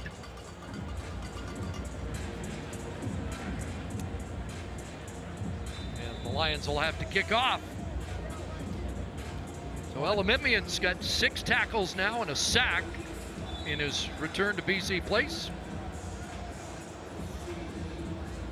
Almost like this was a planned decision by Devon Claybrooks to take a look at Grant Kramer, and I don't blame him. I mean, you're out of the playoffs. You got a chance to look at some young players in real game action, something you don't get coming out of training camp in a couple of preseason games. I mean, just 2 series, about 6 minutes of play kept Grant Kramer on the roster, on the practice roster for the Lions all year. But this is a chance to take a look at him. O'Brien wasn't great in his last 3 or 4 series going back to the first half. Lions have minus 14 yards in the quarter, and Purifoy with another return.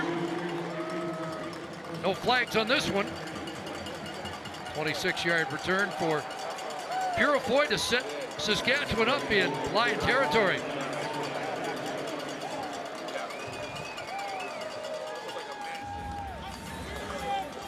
Some in Saskatchewan hoping that this one would get out of hand early with the favored Roughriders to get a lead so that they could maybe sit Cody Fajardo and take a look at Isaac Harker to get Harker some reps in the just-in-case scenario and also protect Cody Fajardo from taking hits that he doesn't necessarily have to. Run Powell again, and he has run with abandon here tonight. Maybe the biggest difference when the game was tight, the Roughriders had a solid run game and passing, and BC just hasn't been able to establish the run. 16 more for William Powell. I think Philip Blake's going to get the big block here, number 53, playing that left guard position, and he's got to step out, and he's got to get the kick out on Sean Lem and just turn him back inside to open up that run lane for William Powell. You're right, they've been blowing open holes up front. 16 more there. Pitch to Moore. And he's dropped inside the 30-yard line. Stephen McAdoo, the offensive coordinator, has got his quarterback. He understands now what works well for Cody Fajardo, and there's some concern in Saskatchewan that he runs a lot. And when he runs a lot, he's going to take some hits, and they want to protect him. But he's got to play his style. they got William Powell going the way they got him tonight. Might as well just keep, like Matt Dunnigan said at halftime, just keep feeding 29 the ball. 2nd and 4. This time they throw to him, and he breaks the tackle, and he's going to get stopped short of the first down. It's going to be a yard short. Let's see where they mark this. Yeah, he got a good spot inside the 25, but inside a to yard. the 24. Yeah, it's decision time. You see that front foot by the official, so it's across the 25-yard line. So a half yard away, and Greg Dickinson leaves everybody out there. The way the O-line's playing when they're running the ball to William Powell, I can understand this decision. Go ahead. We're going 3, go ahead and get it. And straight ahead. Flag comes down. And we know what that usually means. Defense lining up offside. Offside, BC number 11. 5-yard penalty, first down.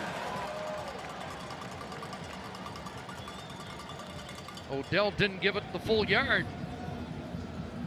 And another Saskatchewan first down. That is Coleman trying to shake it off. Well, the training staff hasn't come out to see Thaddeus Coleman, so as long as they don't, he can walk it off and stay out there.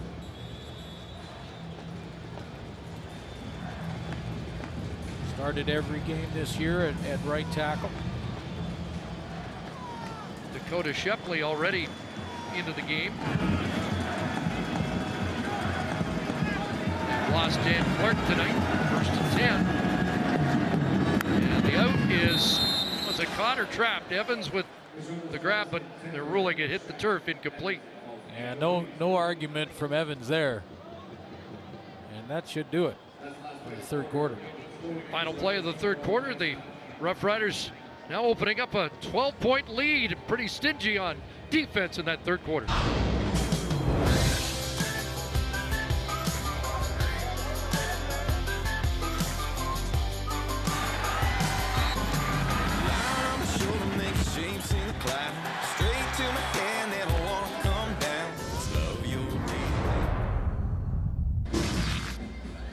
In the last meeting between these two teams, the Roughriders held the Lions to 68 net yards, and they're keeping them under 100 at least through 3 quarters. Yeah, minus 14 yards in the third quarter for the Lions offensively, so the Saskatchewan defense has taken over. That defense, 8 of the 10 wins have given up 19 or fewer points this year, and Saskatchewan is 8-0 when they lead going into the fourth quarter. That's what BC faces. So, and that's what Grant Kramer's going to face. So, welcome to the Canadian Football League, and the Roughriders, who I think maybe were pushed more than people might have expected in the first half, are seizing control of this.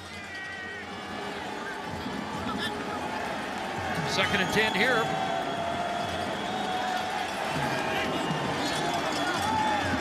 The BC 20. Now released, looking into the end zone, and incomplete. Gary Peters breaks it up. Gary Peters has really led this defense from start to finish this year in BC. I mean, he leads in defensive plays, leads in knockdowns, gets another one here, tied for the lead in defensive tackles, playing corner, which is almost unheard of, and leads the secondary in interceptions with 4. I mean, this is a guy who's getting the nod in the All-Star team as a corner out of the West, I would think. I mean, one of the good ones, and at least be a consideration for defensive player for the BC Lions, because there's some good corners in the West. I was going to say, you just got some. Trey Roberson comes to mind, and Winston Rose. Winston Rose comes to mind. So it's a tough field, but he has had a good year, and Lauder extends the lead with his field goal that makes it a 15-point Saskatchewan advantage. Boy, it's been a good night for Cameron Judge. They missed him last week because of injury. Craig Dickinson happy to have one of the most improved players back this year. He's very talented. He's a guy that's grown each year. Each year we've had him, we've asked him to do more, and he's been able to do more. And I think you're going to see his best football still ahead of him. I think there's a lot of potential in Cam, and I think he's just starting to gain confidence and feel like he is a pro and that he has a lot to contribute. 4 tackles and a sack tonight. So 85 defensive plays, which had him in 11th spot in that category in the league coming in, despite missing last week. In all categories. I mean, contributes in a lot of different ways. Cameron Judge, 80 defensive plays. That's just behind Solomon Elimimian for his team. But when you take a look at his stat line, there's the tackles, 5 sacks he's contributed, tackles for losses. He's in the top of the pass knockdown department, has an interception. And the one I love that's not up on that board because it's not a defensive stat is 11 special teams tackles. So even though he's been the starter all year, Cameron Judge is still covering kicks and among the leaders on the team in special teams tackles. 2nd and 8. Kramer in trouble, gets drops the football, and Mac Henry's got it for Saskatchewan. Tackled by David Foucault, but Grant Kramer cops it up, and the Roughriders take it away on Mac Henry's first fumble recovery of the year. Look, he had help and protection. Not sure where the breakdown was.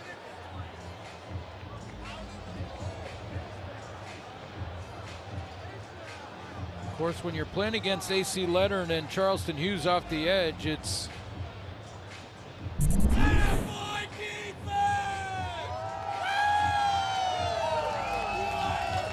time they're going to load up Charleston Hughes and A.C. Leonard to the same side. Hughes on the inside stunt, Leonard back and forth with Kramer not being able to pull the trigger on that throw. Just gave him just enough time to cut back underneath and get to him. 5 sacks and a second takeaway for that Saskatchewan defense. Marcus Thigpen takes the handoff. And he won't go down easily. Harris hanging on, and Kuzlak Messam finishes him off. I don't think they could get the chain on Mac Henry, so A.C. Leonard's going to take it. I think Mac Henry's neck's too big.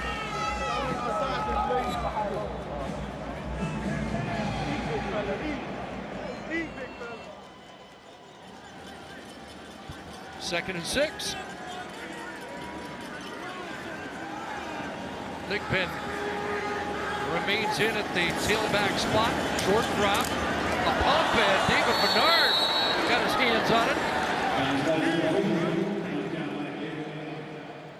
And forces the field goal unit to come on for Saskatchewan. Well, that play by Menard probably does a couple of things. One, it keeps the Lions within striking distance, and it also maybe keeps Cody Fajardo in the game. If you score a major here and you're Craig Dickinson, you may think about sitting the starter, give him a little rest in the rest of the 4th quarter. Second knockdown of the year for Menard. Launder looking for his 4th of the night from 22 out.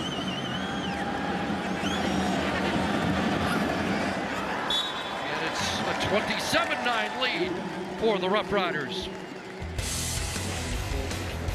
Just past 3 minutes here in the 4th quarter. Roughriders in control. Season finale November 2nd for BC against Calgary, a game that may have Saskatchewan implications. Greg Kramer back to work, and Sean White finally some positive yards, 6 yards on that carry. But David Menard's last series, you saw the knockdown that forced the field goal. He almost knocked down the field goal attempt. Watch this. 6-year Lion is 6'2", 170. He hurdles the O-line and is inches away from blocking that field goal attempt. Here's the knockdown to force the field goal. Vanier Cup winner, the University of Montreal under Danny Machocha. 2nd and 3, White again. first down. Prior to those last 2 carries, John White had been averaging 2.6 yards, and that's the first down of the second half for the BC Lions. In their last 5 possessions, minus 24 yards. Of course, John White looking for that 1,000-yard season. 79 yards short coming in.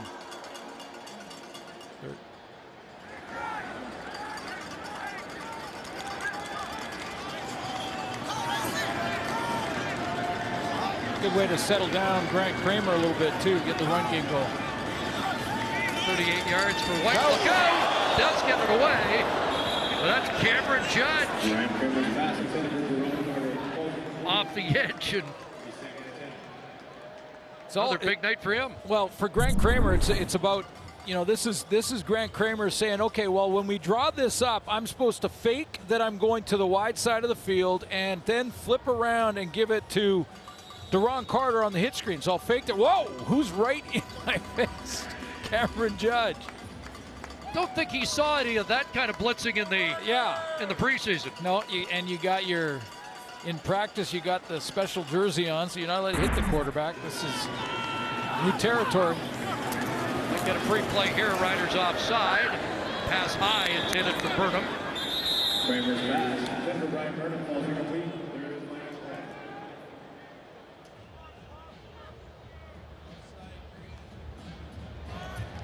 And we'd like to welcome viewers Offside on TSN 5. Saskatchewan, number 4. 5-yard penalty. Repeat, second down. Judge jumped the gun that time, so it's a 5-yard penalty against Saskatchewan. The Riders with that 27-9 lead, under 10 minutes left here in the fourth quarter. Second down over, 2nd and 5. Between Danny O'Brien and Grant Kramer, they're trying to find a completion in this second half. 102 net yards for BC. After a decent first quarter. A pump, another, anybody open? Kramer's going to sprint out of the pocket, and he's got a connection. Finds Rashawn Simonized for a first down at the 40, but Kramer's shaken up on the play as AC Leonard unloaded. Yeah, he looked like he initially grabbed his knee. Breaks out of the pocket here.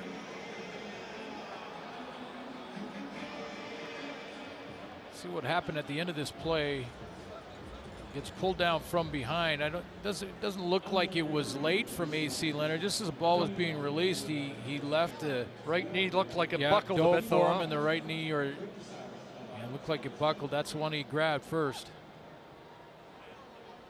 So the athletic therapy staff is out to work on Kramer, and we will take a timeout.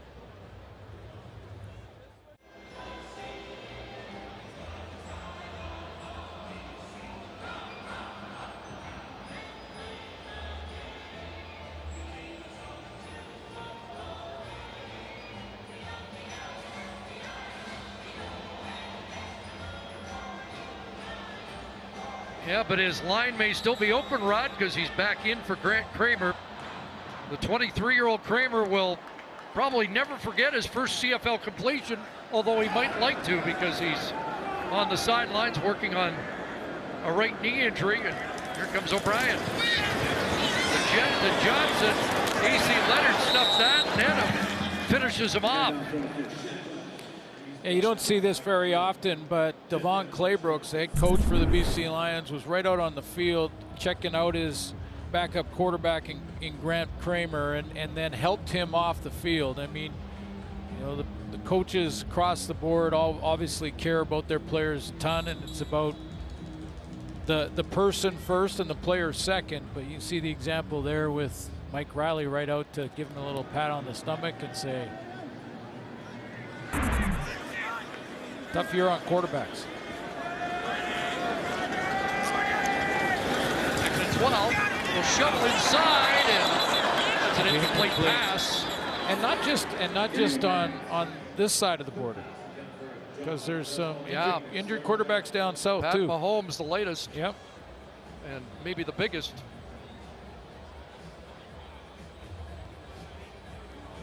Although There is some indication that that injury may not be as serious as it first looked, but boy, did it look bad though, that kneecap floating around. 3rd and 12. Castillo on. They've done as much as you think is possible to protect quarterbacks. Well, I mean, you look at the Riley injury, and that was just bad luck. 49-yard attempt, plenty of leg.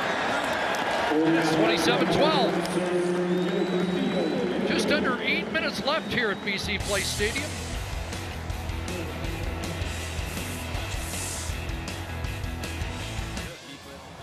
Riders trying to even their road record at 4-4.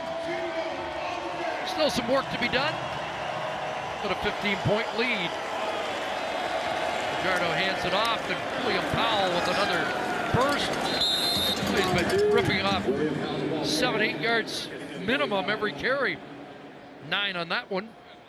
Most of these runs for William Powell, he's not feeling contact till he gets into the linebacking core at least. The O-line up front is opening up the initial hole in a big way for him. 91 yards now. It's also tough to defend the run when you have a running quarterback like Fajardo, who forces the ends in Sean Lemon to just be wide enough to keep contained on number 7, and that opens up the run lanes inside a little more. 2nd and 1, back to Powell, got a first down, he's done a whole lot more. As Kevin Haynes steps up. Good tackle by Kevin Haynes, steps up into that hole, but again, again, you're basically looking at a guy who is getting into that second level. That's the second level, the linebacking core. So he slides over. He's got to get around that lead block from Corey Watson and does a nice job stepping up to tackle, limiting the game there. Powell's 20 yards away from 1,000. Cody Fajardo's 25 yards passing away from taking the lead. From Mike Riley. Nice little sidestep. How about that run for William Powell? 13 yards and another first down. He's over 100 now, and that's the 3rd time this year he's hit that mark. TJ Lee's coming off the edge on a halfback blitz, and he's got him dead to rights in the backfield. Look at this, number 6 right there. Look at the jump cut. Kyran Moore's late to try and pick up TJ Lee on that blitz and to get his block on the run play, but his teammate William Powell goes, oh, don't worry about that. I got it taken care of. Little sidestep of the blitz and halfback, and away we go. He had 146 yards his last visit. And another big night for him. Keep feeding it to him. That might get him to 1,000. It's going to be close. Textbook play calling, too. McAdoo's just saying, we'll just grind it down now. Grind down the clock, get the O-line pushing. Limits the hits on our quarterback when all he has to do is hand it off.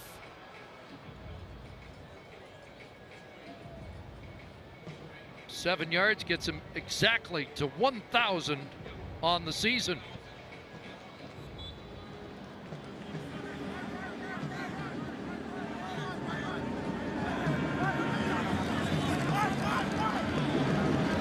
Unless they're playing a 30 front a lot. 2nd and 3. This time they fake to Powell. Fajardo not going to, Willie, second effort, not going to get the first down, and takes a little punishment. And Grant Kramer being carted to the BC dressing room.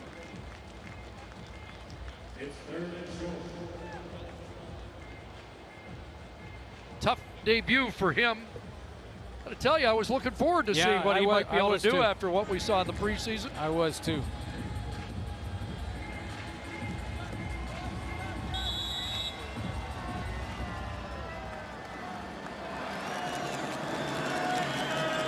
Get hurt, man. It's disappointing that you know what's ahead of you in the rehab process.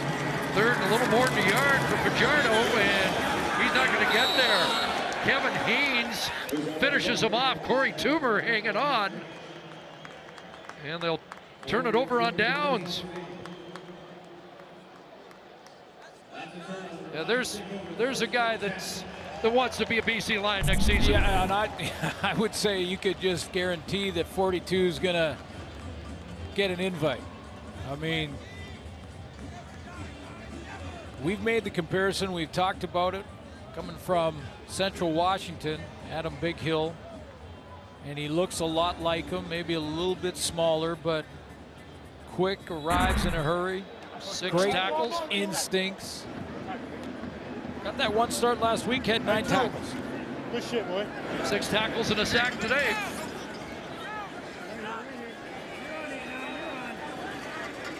So O'Brien back on the field. 1st and 10, 4-man rush. And pass for Burnham, incomplete. Sask D has played outstanding in the second half. I mean, they basically shut it down, whether it was the young Grant Kramer or, and it was really started at the end of the second quarter. Last few drives for Danny O'Brien, the end of the second quarter, and Shiver's group just shut it down. Cameron Judge making plays, Solomon Elamimian, that linebacking core is leading the way. And Mike Adams been down low a couple of times, creating some havoc. Down there again. 2nd and 10. Little time. White, look out. Judge stepped up on him, and Elamimian will finish off John White. Be 3rd down as we hit the 3-minute warning. That linebacking crew has been dynamite tonight in green and white.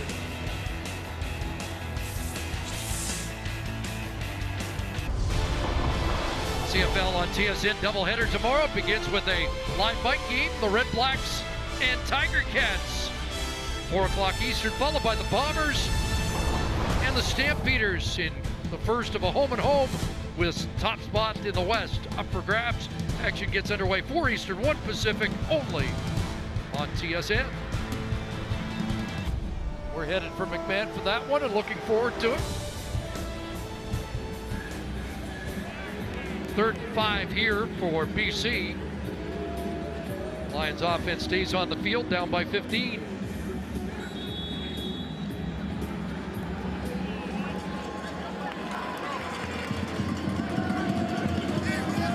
Just 11 first downs on the night for BC. 3rd and 5, and they get it to Shaq Johnson, who hangs on and will move the chains. Well, you paid a price for it. Eli Buka with the big hit. Yeah, they're just sitting off this one, and Shaq Johnson knows he's going to take a hit. The accuracy was there. There's Mike Adam on another safety blitz. So whenever you see the safety blitzing, you often will see the quarterback trying to get rid of it quickly right over the middle.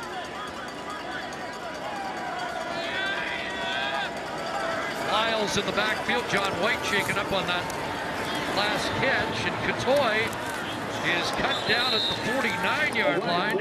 L.J. McCray, a former teammate of Danny O'Brien, makes the tackle. Remember that 2nd down play just before the break? This was a little throw to John White, and Cameron Judge had a chance to just unload on White, but he made a good decision here just to step up, put his left shoulder into the hit. He's got help from Solomon Elamimian, didn't draw a penalty flag, didn't get his head involved. And here's Lyles. Couple to the 45. Chris Cameron Judge coming off concussion protocol the last couple of weeks, so that's why he missed the last game, and smart of him just to make the good decision there. Consecutive first downs for BC. I think that's the first time in the second half that they've been able to do that.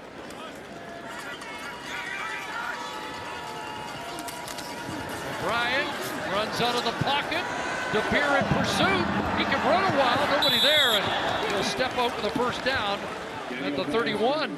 Well, I think he could have run a few more yards if he wanted to. The next closest was Nick Marshall. I was like to say, back in the secondary almost. Get on that foot race this deep into the game.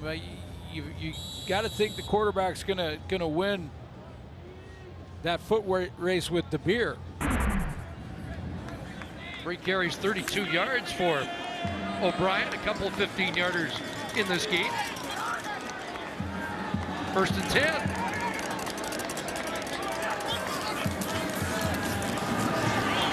Rolls right, looks deep, wants Burnham, and he's got it!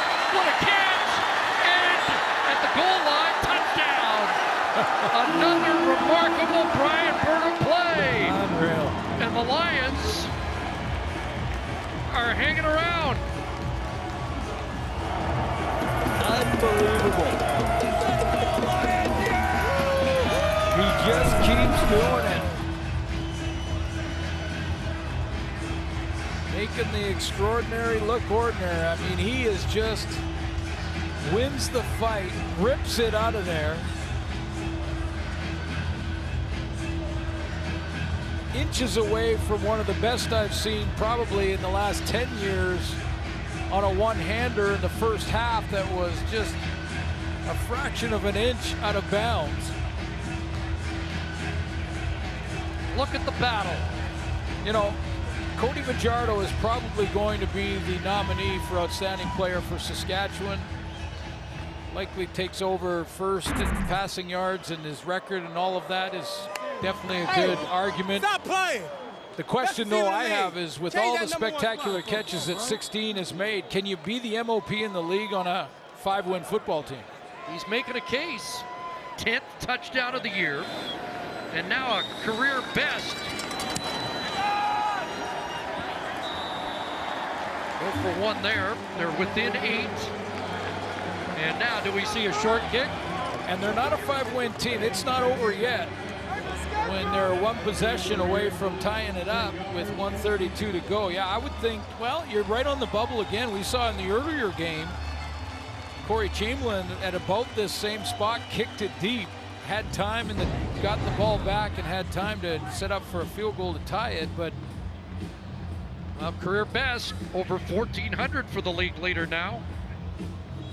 What a spectacular season. Not just, I mean, the numbers and first in the league, but it's just spectacular catch one after another. And it's the 10th touchdown now in 10 games. He actually got off to a bit of a slow start.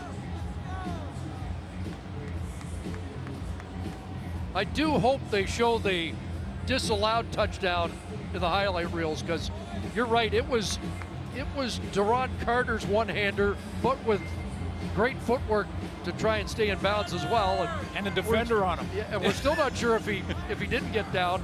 It just wasn't conclusive. Well, they're going to set up a short kick here. Right, that Toronto game, Saskatchewan. They're going to call timeout. Kicked it Corey deep. Chamberlain kicked deep. Now they needed a field goal to tie. Right. So that's a different scenario. This is a 1 possession, yes, but it's a 8-point game.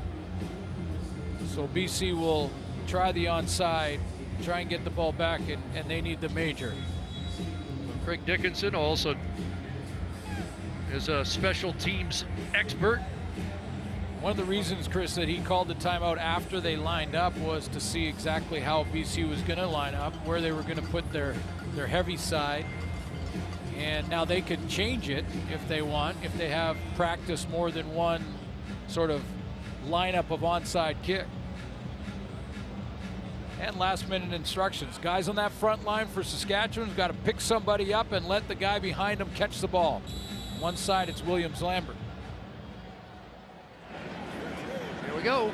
Castillo kicks at 10, up for grabs, and Williams-Lambert brought it down. Nice catch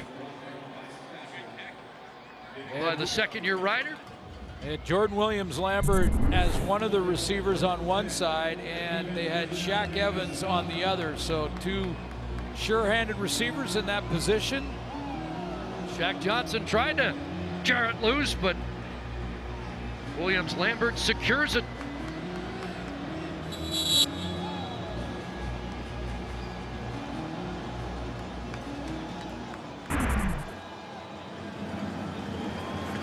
Seconds left.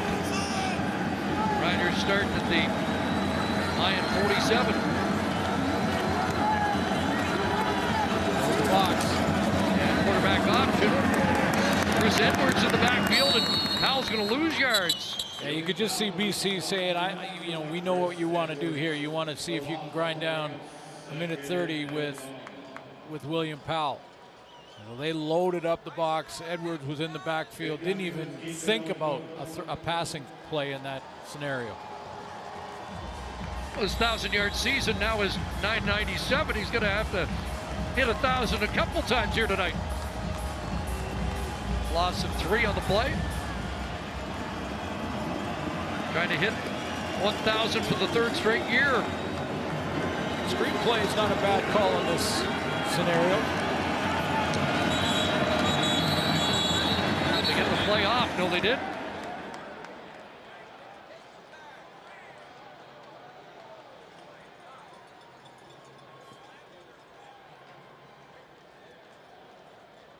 That's a loss of downs. Time count violation, Saskatchewan number 7. That's a loss of down. It'll be 3rd down. The Lions still have some life here. That's worst case scenario. They lose it down and the clock stops. Well, and now what John Ryan's been working on all season long and been becoming better and better at it. Now it's crucial that he does it. That's a mistake that shouldn't happen here, but it can happen as the Riders get deeper into the postseason. Oh, for sure. Wants to keep this, limit the return with a good angled kick.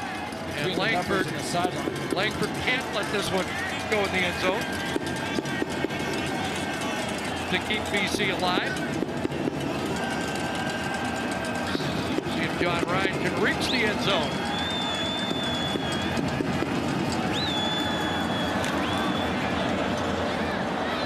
It's going to come down at the 10. Langford trying to get outside and out at the 20. Good play by John Ryan to scoop up that ball. Look at show you a couple of the plays for Brian Burnham again tonight, the human highlight reel. Here's the one that he goes over the top. You just saw, rips it away and finds the end zone, stretches across the goal line. Earlier on in the first half, this was the inches or an inch away from the most spectacular catches I've ever seen.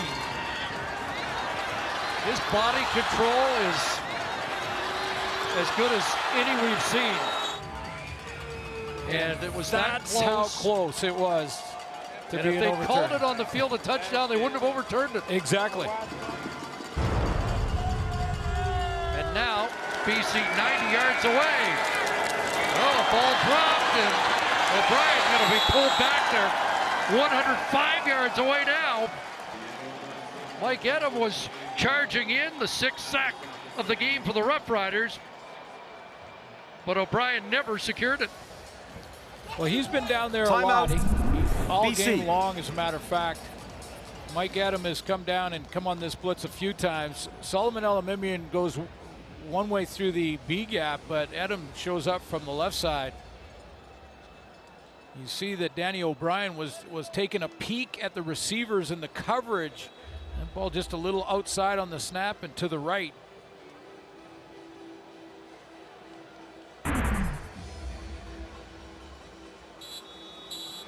Boy, a lot of defensive players have had big nights, and Mike Edom's been prominent all night long. Guys have better stats, but I'm not sure Danny O'Brien doesn't have more concerns about Mike Edom than just about anybody tonight. 2nd and 18. And that pass caught just over the outstretched fingertips of Judge. And Cotoy brings it down. Going to be 3rd down, but a little more manageable on that grab. Yeah, you got a chance here if you're BC. Great concentration from Cotoy because he had Cameron Judge underneath that thinking he was getting a pick 6, and the ball just a little bit over his head. Over those finger by an inch, he missed it, was talking to himself the whole way back to the huddle. Has 1 interception on the year. As you mentioned, he's in just about every defensive stat category. 3rd and 8 ball game here for BC. Ryan's going to launch. He wants Ryan Burnham, and this one picked off. Puka's got the interception. Burnham took one away from Buka. Buka wins that battle and puts the Lions away.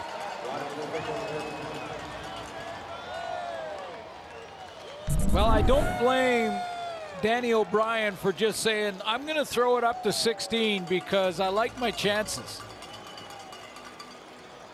Just take a shot, throw it up there. He's basically double covered because LJ McCray knows who they want to throw to, and so does Buka. Buka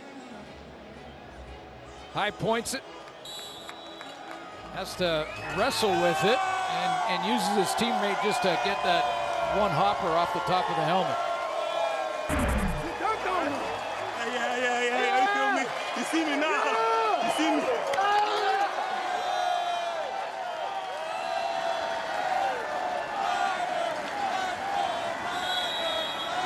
Well, the Lions put up a fight, but this Rough Rider defense was too stout tonight. William Powell, a good night on the ground. Neiman Roosevelt, the prime target for Cody Fajardo. The Rough Riders will take care of business and win their 11th. And Rider Nation is in celebrate mode. They're everywhere. It's in the books. Saskatchewan 27, BC 19. Greg Dickinson's Rough Riders continue their quest for first in the West. Time now for the Nissan Titan Player of the Game, brought to you by the Nissan Titan, ranked #1 in quality by J.D. Power. We're going to give it to William Powell at 15 carries for 111 yards, so he gets 111. He gets to the 1,000-yard mark. Just a little bit below it because he lost 3 yards at the very end of the game, so he got there and then was bounced back. He'll get it next week, but he's our player of the game. Honorable mention to Mike Edom and Cameron Judge on defense, but tonight it's William Powell.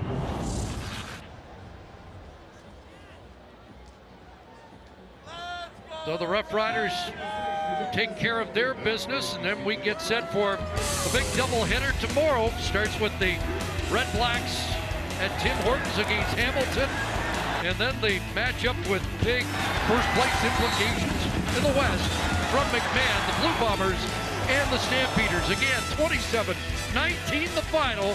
Saskatchewan wins it. Here comes SportsCenter.